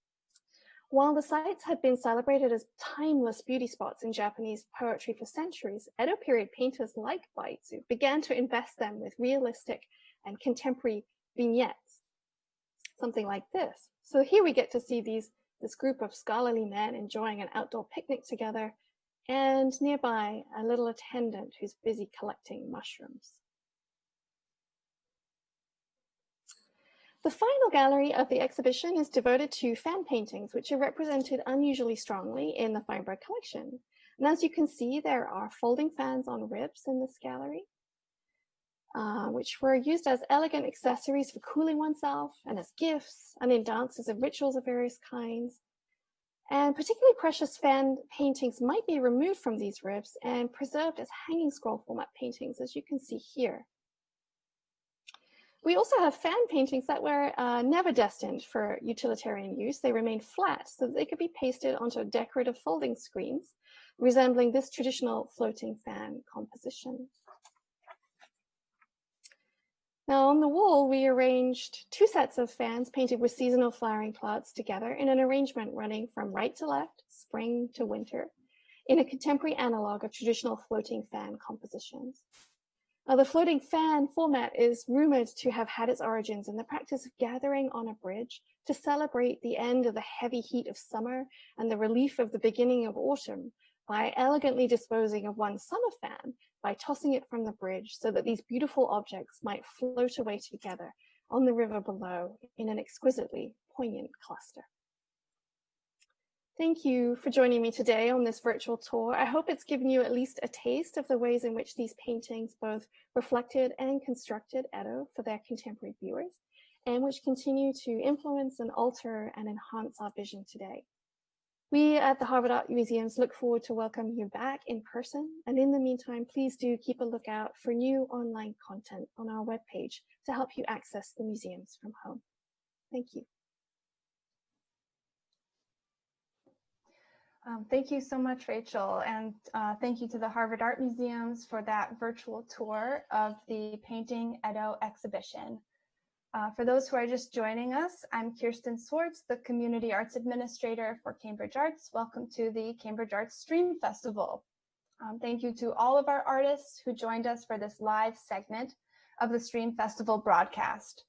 Susan Fleischman and Sean Effel from CCTV have been my co-hosts and the technical backbone of this program. So thank you both so much for your support today and in the making of this program. This was the first time we've done anything like this, and it was amazing to go through this learning experience with such incredible partners in our artists and co-producers. So thank you again to all of our participants and artists in the Stream Festival. If you're able, please consider donating to the Cambridge Artist Relief Fund at the Community Foundation, which supports our local artist community. I want to again just read a brief statement on the Black Lives Matter movement. I want to acknowledge the grief, anger, and unrest that many in our country and around the world are feeling after the recent police killings of George Floyd and Breonna Taylor and Ahmaud Arbery's racially motivated murder. These recent deaths and protests the protests that have followed in response have called attention to the systemic racism that has been oppressing Black people in our country since its founding. And it can seem challenging, at least for me, to put on and enjoy an arts festival when the nation is in this pivotal moment of reckoning with its past and present. However, I believe in the power of art and that art is an essential tool of expression needed especially at challenging times like this. It is my hope that this arts festival can lift up the work and voices of artists of color, and that the art that we're presenting today can provide opportunity for reflection, solace, levity, and community for our Cambridge audience. As a white person representing a predominantly white organization, I don't want to say the wrong thing or take space from the voices we most need to hear now, but I do want to offer myself and Cambridge Arts as allies, and our funding and programs as a platform and support mechanism for artists of color in our community. If you have ideas for programs you would like to see or work you would like the Arts Council to do, please reach out. My email is kswartz@cambridgema.gov. You can find that on our website as well. I look forward to continuing to do the work of listening and supporting however I and the Cambridge Arts Council can. There's a protest tomorrow at the Cambridge Common at noon for anyone who would like to join. With that, please enjoy this last pre-recorded segment of dance, music, and visual art from our amazing Cambridge community. Up next, you'll see dance from the Midday Movement series dancers, music from percussionist and composer Julian Loida, and a virtual art exhibit by Cambridge artist Deidre, and finally, the Mermaid Promenade Community Art Project. And I think we've got some really exciting projects coming up in our next pre-recorded segment. I want to, again, thank all of the artists who were able to participate in the live segment with us. That's the People's Sculpture Race. We had Rachel Sumner, who is an amazing folk musician. You can check her out at rachelsumnermusic.com. We had Abilities Dance Boston give a beautiful dance performance and show some of their videos of other performances. We had the Climate Action Pavilion with the concert for the Sycamores, led by composer and musician David Ibbett and Green Cambridge. And then we had an amazing poetry segment led by Jean-Dany Joachim, and with amazing Cambridge poets joining in for that. All of this content will be available online on our website soon after the festival, once we've had time to go through it and cut it up into different segments. So you can look for it at cambridgeartscouncil.org/streamfest in the coming week. I think that's everything. So I want to just one more time thank everyone. Jason Weeks, our executive director, Greg Cook, who's our marketing director. He's been tweeting and doing Facebook updates for this program all day. Sean and Susan from CCTV. And I thank all of the viewers as well for participating in this grand experiment of a virtual river festival as the Stream Festival. So that's it. I think we still have 2 minutes, so maybe there's we can show some sort of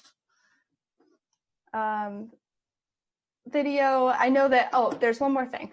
I'm really grateful to our animator, local artist, Snick Reyes, who was able to put together the amazing logo and animation for our digital logo that you've seen on our Facebook page as well as on our website.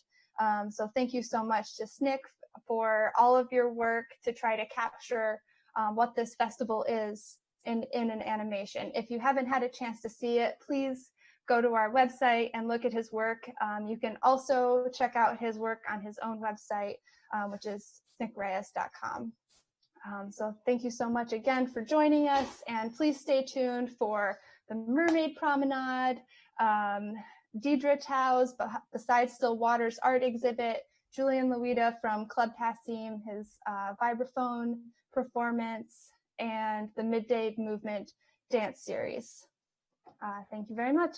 I'm Kirsten Schwartz, signing off.